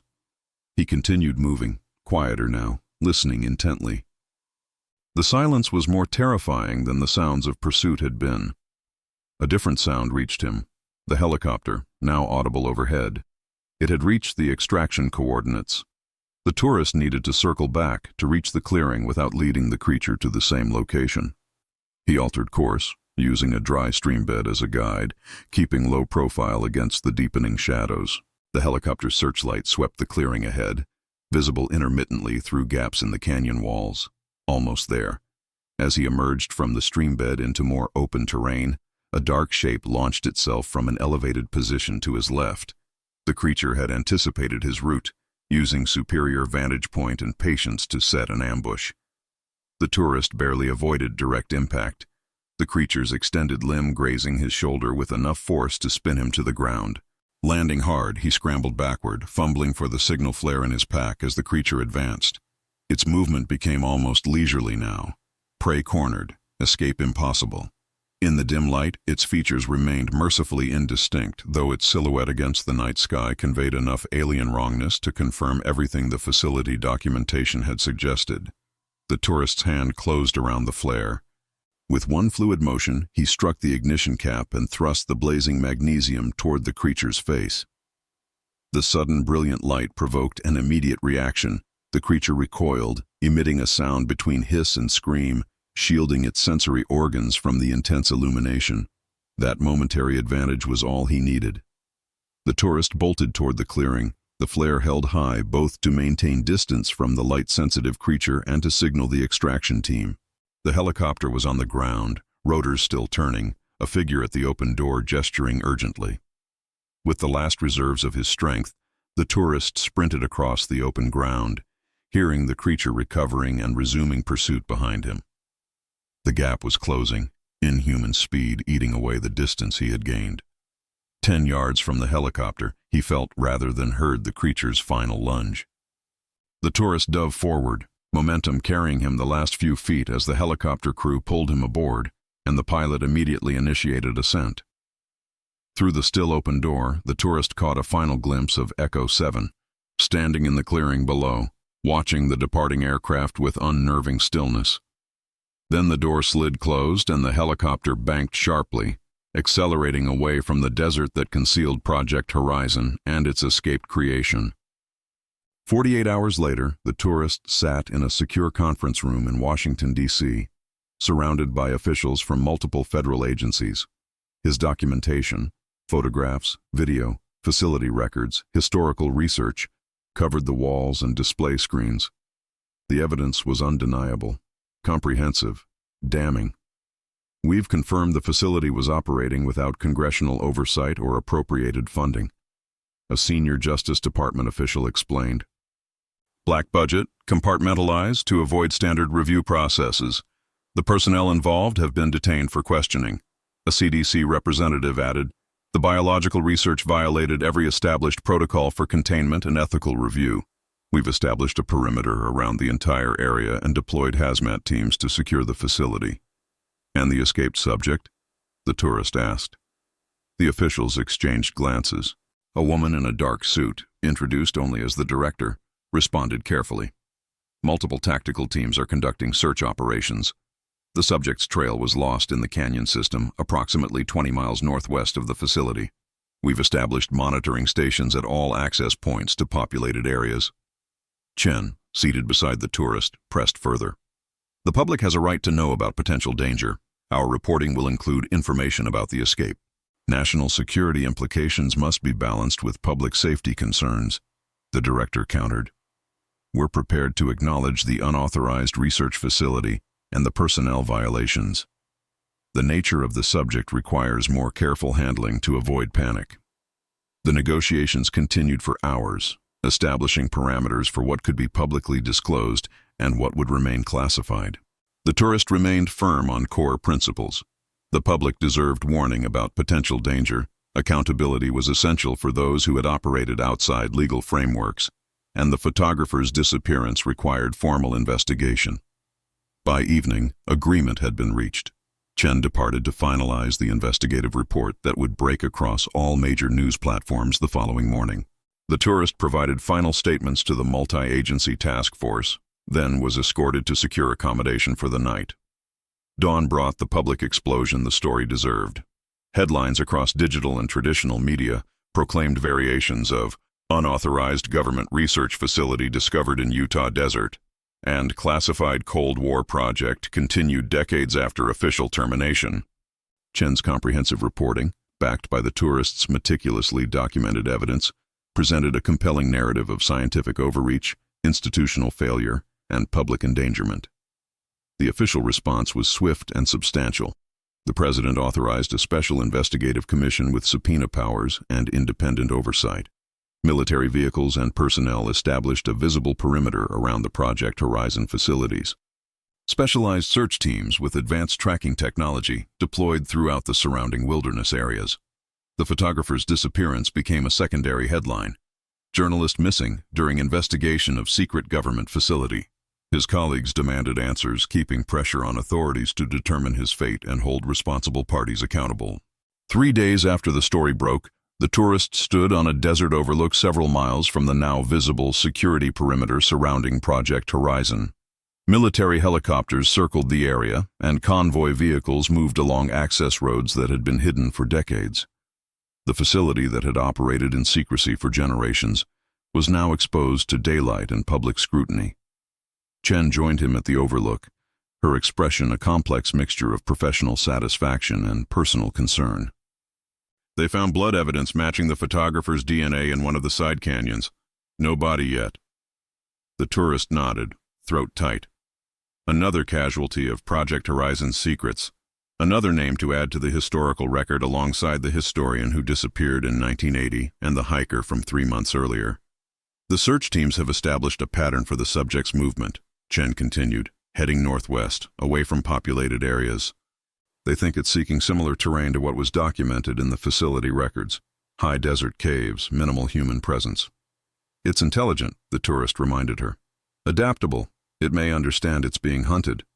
The public deserves to know what it is, where it came from. Chen's tone conveyed her ongoing battle with officials over disclosure limitations. They'll know eventually. The evidence is too substantial to contain completely. The tourist watched another helicopter sweep over the facility below. The important thing is the pattern is broken. No more disappearances dismissed as accidents, no more research without oversight, no more pretending there's nothing in that desert but rocks and sand. As the sun began its descent toward the horizon, casting the same amber light that had illuminated his first discovery of the bunker, the tourist felt a complex mixture of emotions, relief that the truth had been exposed, grief for those who had been lost in the process, concern for the danger that remained while Echo 7 roamed free. But most of all, he felt the weight of responsibility lifting. He had done what was required, documented the truth, preserved the evidence, ensured public awareness.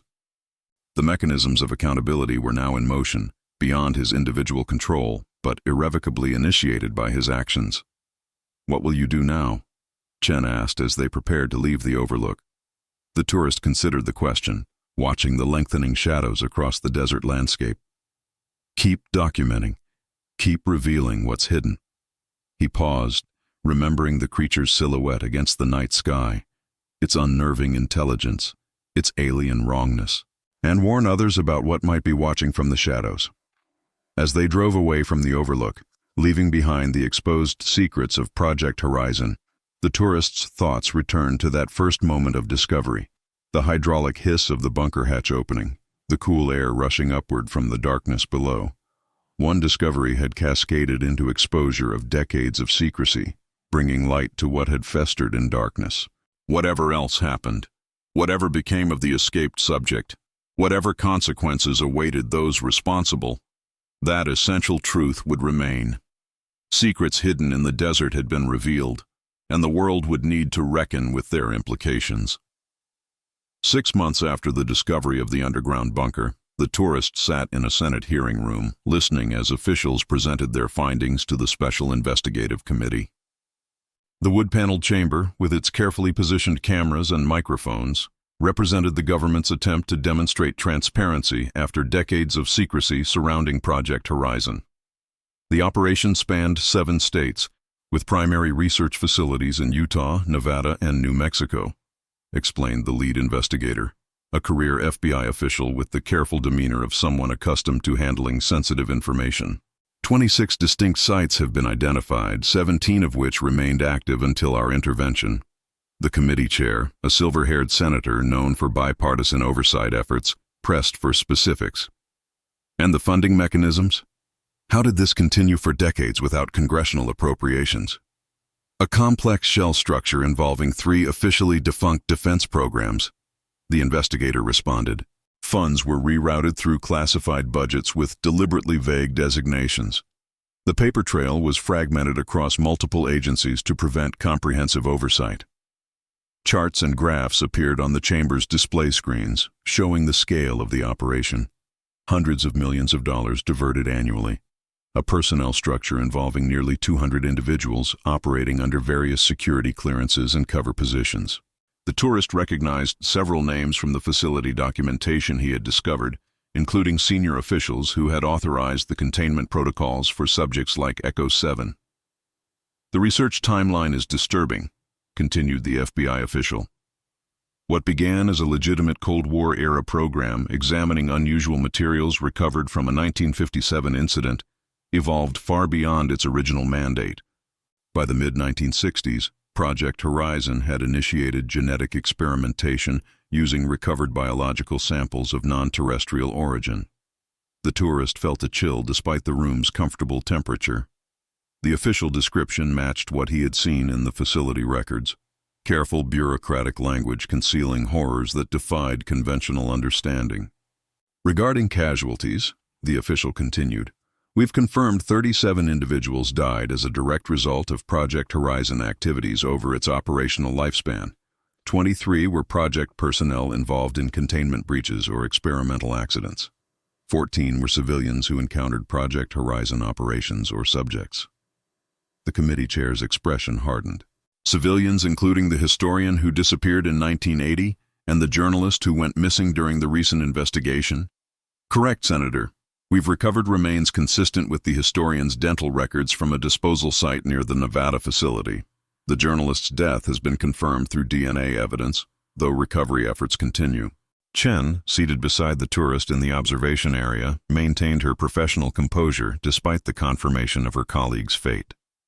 They had both known the likely outcome, but hearing it stated officially in this sterile environment made it newly painful. The hearing continued with testimony from Department of Justice officials regarding criminal charges. 43 individuals now faced prosecution for crimes ranging from conspiracy and misappropriation of government funds to involuntary manslaughter and illegal human experimentation. The most senior officials, those who had authorized the program's continuation after its official termination, faced the most serious charges, though their advanced age meant many would likely never serve significant prison time. And the local law enforcement officials who participated in the cover-up? Asked a committee member.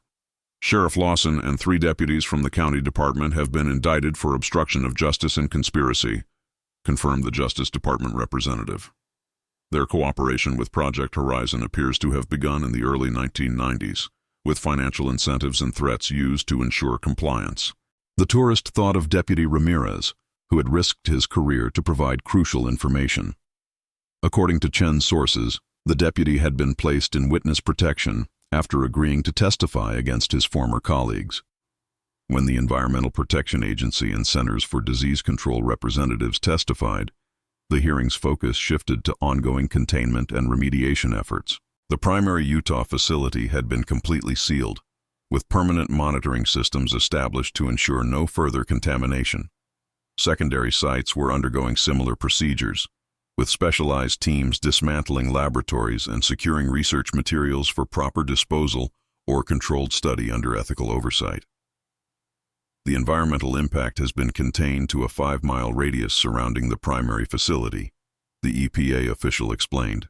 Groundwater testing shows no significant contamination beyond established perimeters, though monitoring will continue for a minimum of 50 years to ensure long-term safety. The tourist knew this assessment was optimistic at best. The facility documentation had indicated biological materials with unprecedented adaptive capabilities.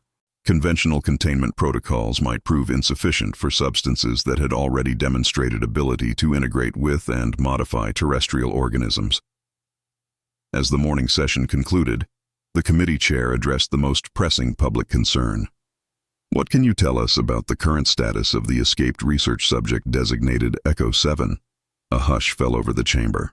This was the question that had dominated news coverage for months, fueling both legitimate public safety concerns and wild conspiracy theories. The Defense Department representative, a brigadier general with specialized background in unconventional threats, stepped forward. The Joint Task Force has conducted the most extensive search operation on domestic soil since World War II. Over 3,000 personnel deployed across 7 states, using advanced tracking technology, including thermal imaging, biological residue detection, and satellite surveillance. Images appeared on the display screens showing the search operation, military vehicles traversing desert terrain, specialized units in protective gear examining cave systems, aerial perspectives of the vast search area. Echo 7 was tracked northwest from the Utah facility through a complex canyon system, eventually entering the high desert region bordering Nevada. The last confirmed biological trace was found approximately 157 miles from the facility of origin. At that point, the trail disappeared completely. The general paused, clearly choosing his words carefully.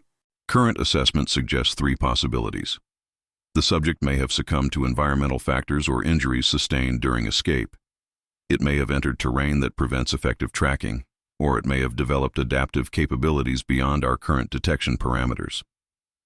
What the general didn't explicitly state, but what the tourist knew from the facility documentation, was that Echo 7 had been specifically engineered for survival in harsh environments, with heightened intelligence and adaptive physiology. The likelihood of it simply succumbing to environmental factors was minimal. The search operation will continue indefinitely, the general concluded, with graduated response protocols in place should Echo 7 be located. Public safety remains our highest priority. Outside the hearing room, the tourist and Chen were joined by their attorney, a specialist in cases involving classified government operations.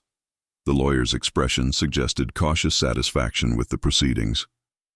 "They're acknowledging more than I expected," she commented. "The pressure from multiple congressional committees and the international attention have limited their ability to restrict information." Chen nodded. "The United Nations Security Council meeting next week will push disclosure further. 6 countries have demanded access to Project Horizon research data, citing potential violations of biological weapons conventions."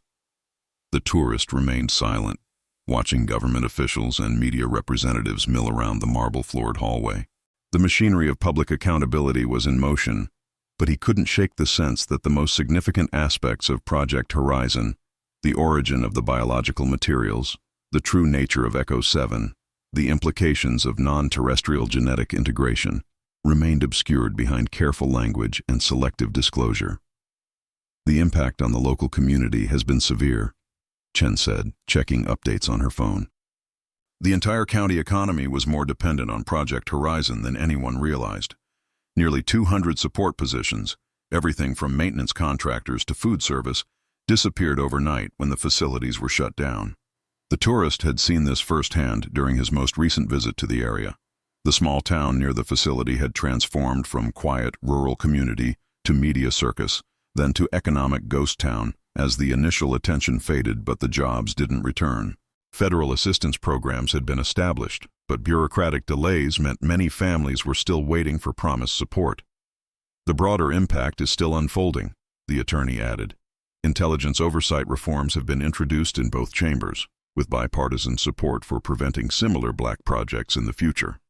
The scientific community is demanding ethical review of all classified research, particularly anything involving biological experimentation." As they exited the government building, reporters recognized Chen and the tourist, shouting questions about Echo 7 and Project Horizon. Their attorney expertly guided them through the media gauntlet to a waiting car. "One more day of testimony," she reminded them as they settled into the vehicle. "Then your official obligations are complete, though the civil litigation will continue for years." The tourist nodded, watching the Capitol dome recede in the car window. He had fulfilled his responsibility to expose the truth, but the consequences of that exposure, both positive and negative, would continue long after his role in the proceedings concluded. The ceremony was held on a crisp autumn morning in the White House Rose Garden, the formal setting a stark contrast to the desert landscape where the tourist had made his discovery nearly 8 months earlier. Rows of chairs accommodated government officials, media representatives, and families of those affected by Project Horizon, both personnel who had operated under misguided secrecy and civilians who had become unwitting casualties of that secrecy. The tourist sat uncomfortably in the front row, the formal suit a departure from his usual field attire. Chen occupied the chair beside him, her professional composure intact despite the significance of the occasion.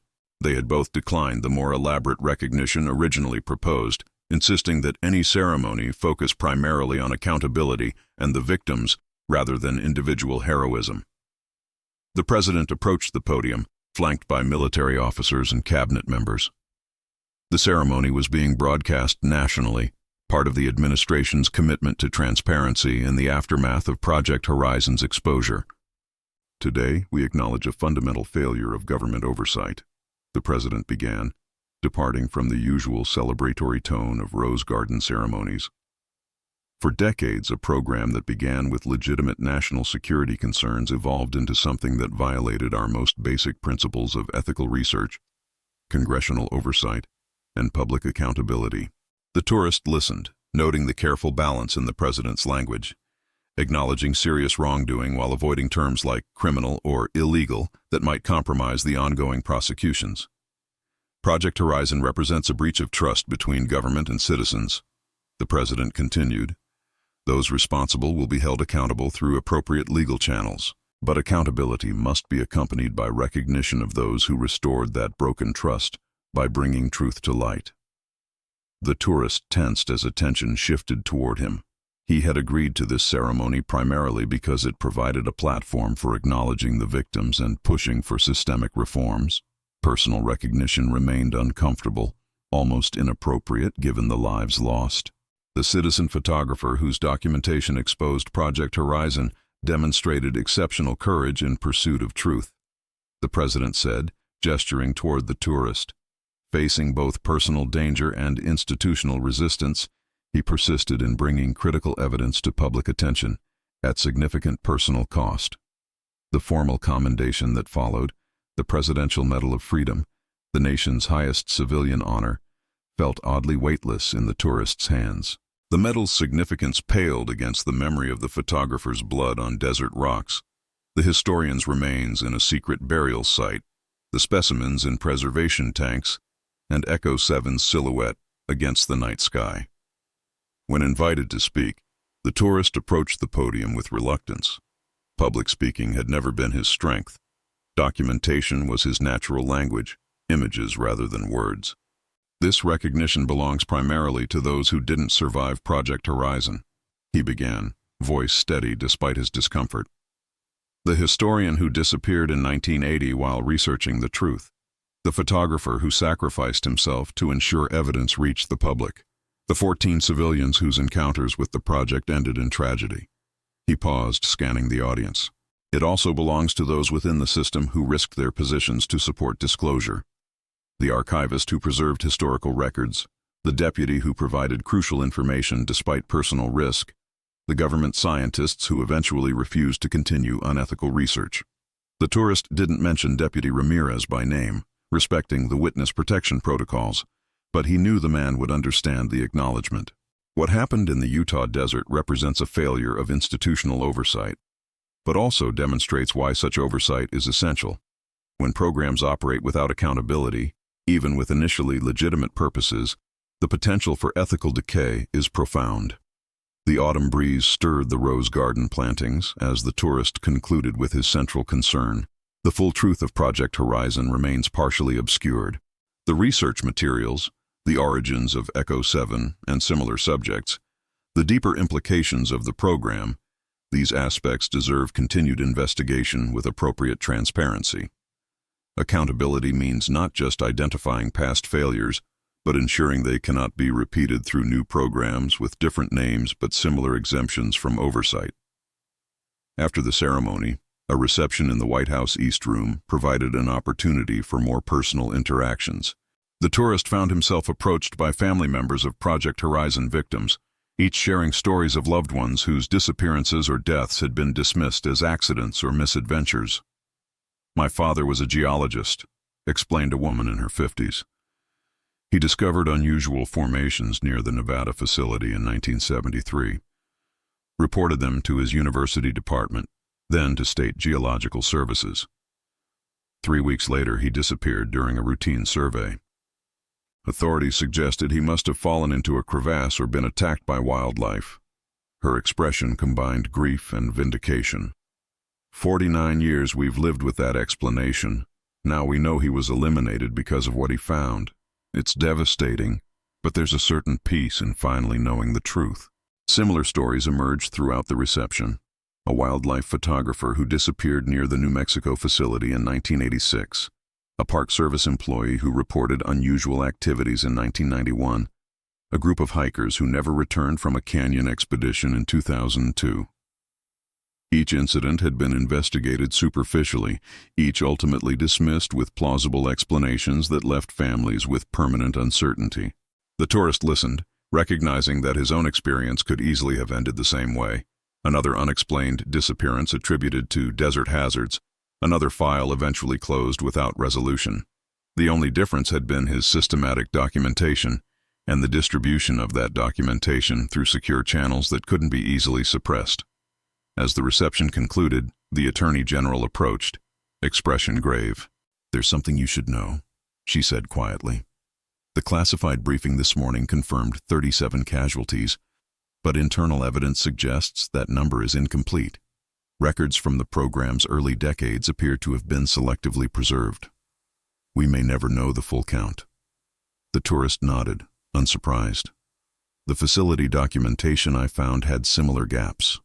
Reference numbers missing from sequences, subjects mentioned without corresponding records." "We've established a permanent investigative unit," the Attorney General added. "As new information emerges, we'll continue updating affected families. It's not adequate compensation, but it's the beginning of accountability." Later, walking along the National Mall in the autumn twilight, the tourist reflected on the emotional cost of his involvement. The initial discovery had been transformative, changing his understanding of government secrecy, scientific ethics, and perhaps even humanity's place in a larger context. But the months that followed had extracted a personal toll he was only beginning to fully comprehend. Sleep remained elusive, haunted by images from the facility, the specimens in preservation tanks, the restraint systems in the laboratory, the blood beneath the containment door. More disturbing were the memories of Echo 7 in the desert darkness, its unnatural movement and evident intelligence suggesting something beyond conventional understanding of what was possible. The tourist had been offered psychological support services, access to classified debriefing procedures, even participation in specialized government programs, studying the after-effects of exposure to unconventional phenomena. He had declined all of these, preferring to process his experiences privately, through his own documentation and reflection. What sustained him was the evidence of systemic change, the congressional oversight reforms, the international scientific ethics protocols being developed, the increased protection for whistleblowers exposing classified wrongdoing. The system had failed to prevent Project Horizon, but its exposure had strengthened the mechanisms designed to prevent similar failures in the future. As night fell over the Washington Monument, the tourist remembered what the archivist had told him months earlier. The desert preserves things. Weather, time, official denials, none of them erase everything. The truth of Project Horizon had persisted through decades of deliberate concealment, eventually emerging into the light of public awareness. That persistence gave him hope that other buried truths might similarly resurface, given sufficient dedication to uncovering them. 1 year after discovering the bunker, the tourist returned to his professional work. The offers had been numerous: book deals, documentary series, exclusive interviews, consulting positions with government oversight committees. He had declined most, accepting only those that aligned with his primary commitment to documentation rather than celebrity. His first major project took him to the Arctic, documenting the accelerating environmental changes reshaping that fragile ecosystem. The work was familiar: remote locations, challenging conditions, the careful observation of subtle details that told larger stories. Yet his approach had transformed, his perspective irrevocably altered by what he had witnessed in the Utah desert. Where once he had documented landscapes primarily for their aesthetic or environmental significance, he now found himself attending to anomalies, the unexpected patterns, The inconsistencies in natural formations, the subtle indications of human intervention in seemingly pristine environments. His camera captured not just what was visibly present, but what might be concealed beneath surface appearances. Editors noticed the change in his work. "There's a new dimension to your images," his primary publisher commented during a review session. "They've always been technically exceptional, but now they seem to reveal layers, what's immediately visible and what requires more careful observation. There's a tension that wasn't there before." The tourist accepted the assessment without explanation. How could he describe the transformation that occurs when foundational assumptions about reality are disrupted, when what was once dismissed as conspiracy theory or science fiction manifests as documented fact, when government agencies acknowledge programs involving non-terrestrial biological material while carefully avoiding the implications of such terminology? His professional reputation had both benefited and suffered from his association with Project Horizon. Some publications sought his work specifically because of that connection, while others expressed concern about potential controversy.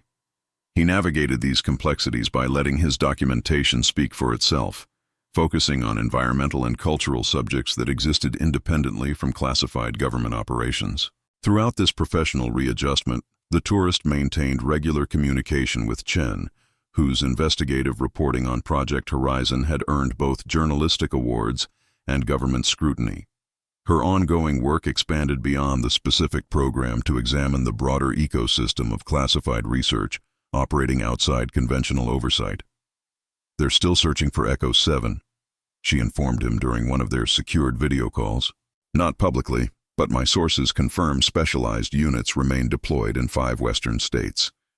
The official narrative suggests the subject is no longer a concern, but operational resource allocation tells a different story." The tourist wasn't surprised. The facility documentation had indicated Echo 7's exceptional adaptive capabilities and intelligence. Conventional search operations would likely prove insufficient for locating a subject specifically engineered to evade detection. More troubling were Chen's findings regarding related programs. "Project Horizon wasn't isolated," she explained. "I've identified references to at least 3 parallel operations with similar classification structures, but different research focuses. If Horizon was biological, these appear to be technological, possibly involving materials or principles derived from the same initial source." This aligned with patterns the tourist had noted in the facility documentation, references to Division Alpha and quantum operations that suggested coordinated but distinct research trajectories. The full scope of what had been concealed for decades might be far broader than what they had already exposed. 18 months after the initial discovery, the tourist found himself drawn back to Utah. The official investigation had concluded, the primary facility had been permanently sealed, and public attention had shifted to other concerns. It was the ideal time for a private pilgrimage, a return to where everything had begun. The landscape appeared unchanged at first glance. The same red rock formations, the same expansive desert horizons, the same quality of light that had initially drawn him to the region. But as he approached the area surrounding the former Project Horizon facility, the differences became apparent. Security infrastructure remained in place, though less overtly military than during the active investigation. Perimeter fencing, surveillance systems, and warning signs established a clear boundary around what was now officially designated a long-term environmental research area under Department of Energy jurisdiction. The cover story had evolved from denial to managed disclosure. The tourist observed these measures from a public viewpoint approximately 2 miles from the former bunker entrance. Through his telephoto lens, he could discern monitoring stations, sealed access points, and specialized equipment, suggesting ongoing containment efforts rather than merely preventing unauthorized entry. As afternoon transitioned toward evening, he drove to the small town where he had stayed during his initial investigation. The economic impact of Project Horizon's closure remained evident. Closed businesses, reduced population, the distinctive melancholy of a community that had lost its primary employer. Federal assistance programs had prevented complete collapse but couldn't replace the integrated economic ecosystem that had developed around the classified facility. The motel where he had first received warning notes still operated, though under new management. The library, where the archivist had shared crucial historical information, had reduced its hours due to budget constraints. The diner where he had met Chen remained open, sustained by highway travelers rather than local clientele. The tourist checked into a different motel, using professional credentials rather than personal identification. After settling in, he drove to a remote trailhead several miles from town, one that provided access to elevated terrain with views of the surrounding desert. The hike to a suitable vantage point took approximately 40 minutes. The familiar weight of camera equipment a comforting presence as he navigated the rocky trail. From this elevated position, the tourist watched the sunset transform the landscape, casting the same amber light that had illuminated his first hike through the area.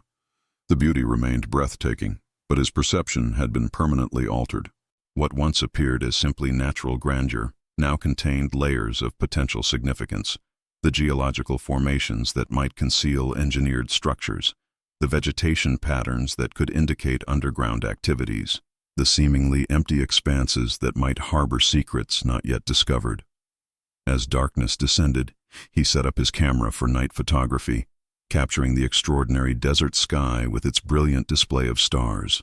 The technical process was familiar, almost meditative, calculating exposure times, adjusting for minimal light pollution, focusing on specific celestial features. This practice had always provided a sense of perspective, positioning human concerns within the vast cosmic context. While the camera captured sequential long exposure images, the tourist reflected on the incomplete nature of closure. The official investigation had confirmed much of what he had discovered, but significant questions remained unanswered or only partially addressed. The origin of the biological materials used in Project Horizon, the full extent of similar classified programs, the current location of Echo 7. Most significantly, the deeper implications of the program remained largely unexamined in public discourse. If the official acknowledgement of non-terrestrial biological material was accurate, the philosophical and scientific ramifications extended far beyond government oversight failures or ethical research violations. The foundational understanding of humanity's place in the universe was potentially being revised through classified research programs operating outside public awareness. The tourist's contemplation was interrupted by an unusual sound carried on the night breeze, something between a whistle and a call, neither fully animal nor recognizably human. It echoed briefly among the rock formations before fading into silence. Nothing visible moved in the moonlit landscape below. He remained motionless, senses heightened, awareness expanding to encompass the surrounding terrain. The sound did not repeat, but its brief presence had been unmistakable, something beyond conventional desert wildlife, something that stirred recognition from his encounter 18 months earlier. After carefully packing his equipment, the tourist descended from the vantage point with heightened vigilance. The night hike back to his vehicle proceeded without incident, but the awareness of potential observation, of being the subject rather than the observer, persisted. He secured his equipment in the vehicle and drove back to town with frequent checks of the rearview mirror. In his motel room, the tourist reviewed the night's photographs on his laptop. The star trails and geological formations appeared as expected, the technical execution flawless. But in one image, captured during the specific time frame when he had heard the unusual sound, a faint anomaly was visible on the horizon. At maximum magnification, the anomaly remained indistinct but suggested movement, a brief presence at significant distance. The tourist considered whether to report this potential sighting to the authorities still monitoring for Echo 7. After careful consideration, he decided against immediate notification.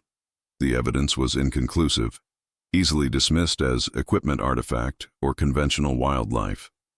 More importantly, he wasn't certain that continued pursuit of the escaped subject was the most appropriate response.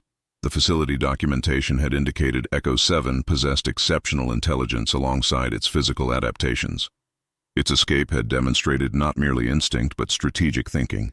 What the tourist had witnessed in their brief encounter was not simply a dangerous organism, but a potentially sentient being, one that had been contained, experimented upon, and treated as a research subject rather than an entity with inherent rights. This perspective would find little traction with security agencies focused on containment and control. but it represented the uncomfortable ethical complexity beneath the more straightforward narrative of government misconduct. If Echo 7 was indeed a sentient being of partial non-terrestrial origin, its treatment raised questions that extended beyond research ethics into more fundamental considerations of rights and personhood. The tourist saved the image to a secure drive but made no immediate report. Some ambiguities perhaps deserved to remain unresolved, at least until humanity developed greater capacity for addressing their implications. 3 days later, the tourist stood at the desert overlook one final time. The early morning light illuminated the landscape with the same clarity that had initially captured his professional attention 2 years earlier. The camera in his hands, the same equipment that had documented the underground bunker and its contents, framed the natural beauty that had originally drawn him to this region. The circle felt complete, though transformed. What had begun as routine professional documentation had evolved into exposure of profound secrets, confrontation with uncomfortable realities, and ultimately a re-evaluation of fundamental assumptions. The desert remained the desert, but his perception of it, and of the world it represented, had permanently changed. Through his viewfinder, the tourist captured the interplay of light and shadow across the rock formations, the resilient vegetation clinging to seemingly inhospitable terrain, the vast sky that contextualized human constructions as temporary and ultimately insignificant. These elements had always defined his work, but now they carried additional layers of meaning, the shadows potentially concealing what remained undiscovered, the resilience suggesting adaptation and survival, the vast perspective reminding that disclosure was always incomplete, truth always partial. As he prepared to depart, the tourist reflected on what his discovery had ultimately revealed, not just about government secrecy or classified research, but about humanity's capacity for both concealment and exposure, for ethical failure and moral correction. Project Horizon had operated for decades outside appropriate oversight, but ultimately the mechanisms of accountability, however delayed, had functioned. Truth had emerged from darkness, been documented, and entered public consciousness despite formidable resistance. That pattern offered a model for addressing other buried realities, other uncomfortable truths that might initially seem too disturbing or complex for public consideration. Documentation created record. Record enabled accountability. Accountability prevented repetition of past failures. The process wasn't perfect. Justice remained incomplete for Project Horizon's victims, and similar programs might still operate beyond public awareness. But the fundamental principle provided guidance for continuing the essential work of bringing light to darkness. The tourist packed his equipment and began the hike back to his vehicle, alert as always to the details that distinguished this environment, the specific quality of silence, the texture of soil beneath his boots, the occasional lizard darting between protective rocks. The desert continued its existence independently of human attention or comprehension, indifferent to the secrets it had harbored or the revelations it had witnessed. As he reached his vehicle and secured his equipment, the tourist noticed a small stone cairn that hadn't been present when he arrived. 3 desert rocks balanced precisely on one another beside the trail. Natural formation was implausible. Deliberate placement by human hands seemed the obvious explanation. Yet something about the arrangement suggested precision beyond casual trail marking, a communication rather than mere presence indication. The tourist photographed the cairn without disturbing it, adding one final image to his documentation of this transformed landscape. Whether placed by remaining security personnel monitoring the area or by something else entirely, the message was the same. Observation continued, presence was noted, the story remained unfinished. Driving away from the overlook, the tourist activated his vehicle's audio system, recording a final verbal note to accompany his photographic documentation. Truth emerges in layers, each revelation creating context for what follows. What remains concealed may be more significant than what has been exposed. The work continues. Miles later, as the desert landscape gradually transitioned toward more populated areas, the tourist's thoughts turned toward his next professional assignment, environmental documentation in the Pacific Northwest, focusing on old-growth forest ecosystems threatened by climate change.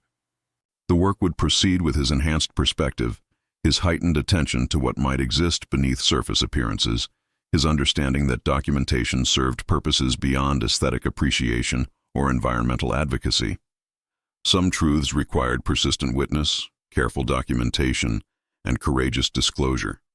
That had always been his professional purpose, though its significance had been magnified by what began with a hydraulic hiss from an underground bunker in the Utah desert. The tourist would continue bearing witness, documenting reality in its complex layers, contributing to the essential process of bringing hidden things into light. If you found this story compelling, don't forget to subscribe for more investigative narratives that explore the boundaries between known reality and concealed truths. Each week, we delve into hidden histories, unexplained phenomena, and the human experiences that illuminate our complex world. Join our community of truth seekers as we document what others might prefer to remain in shadows.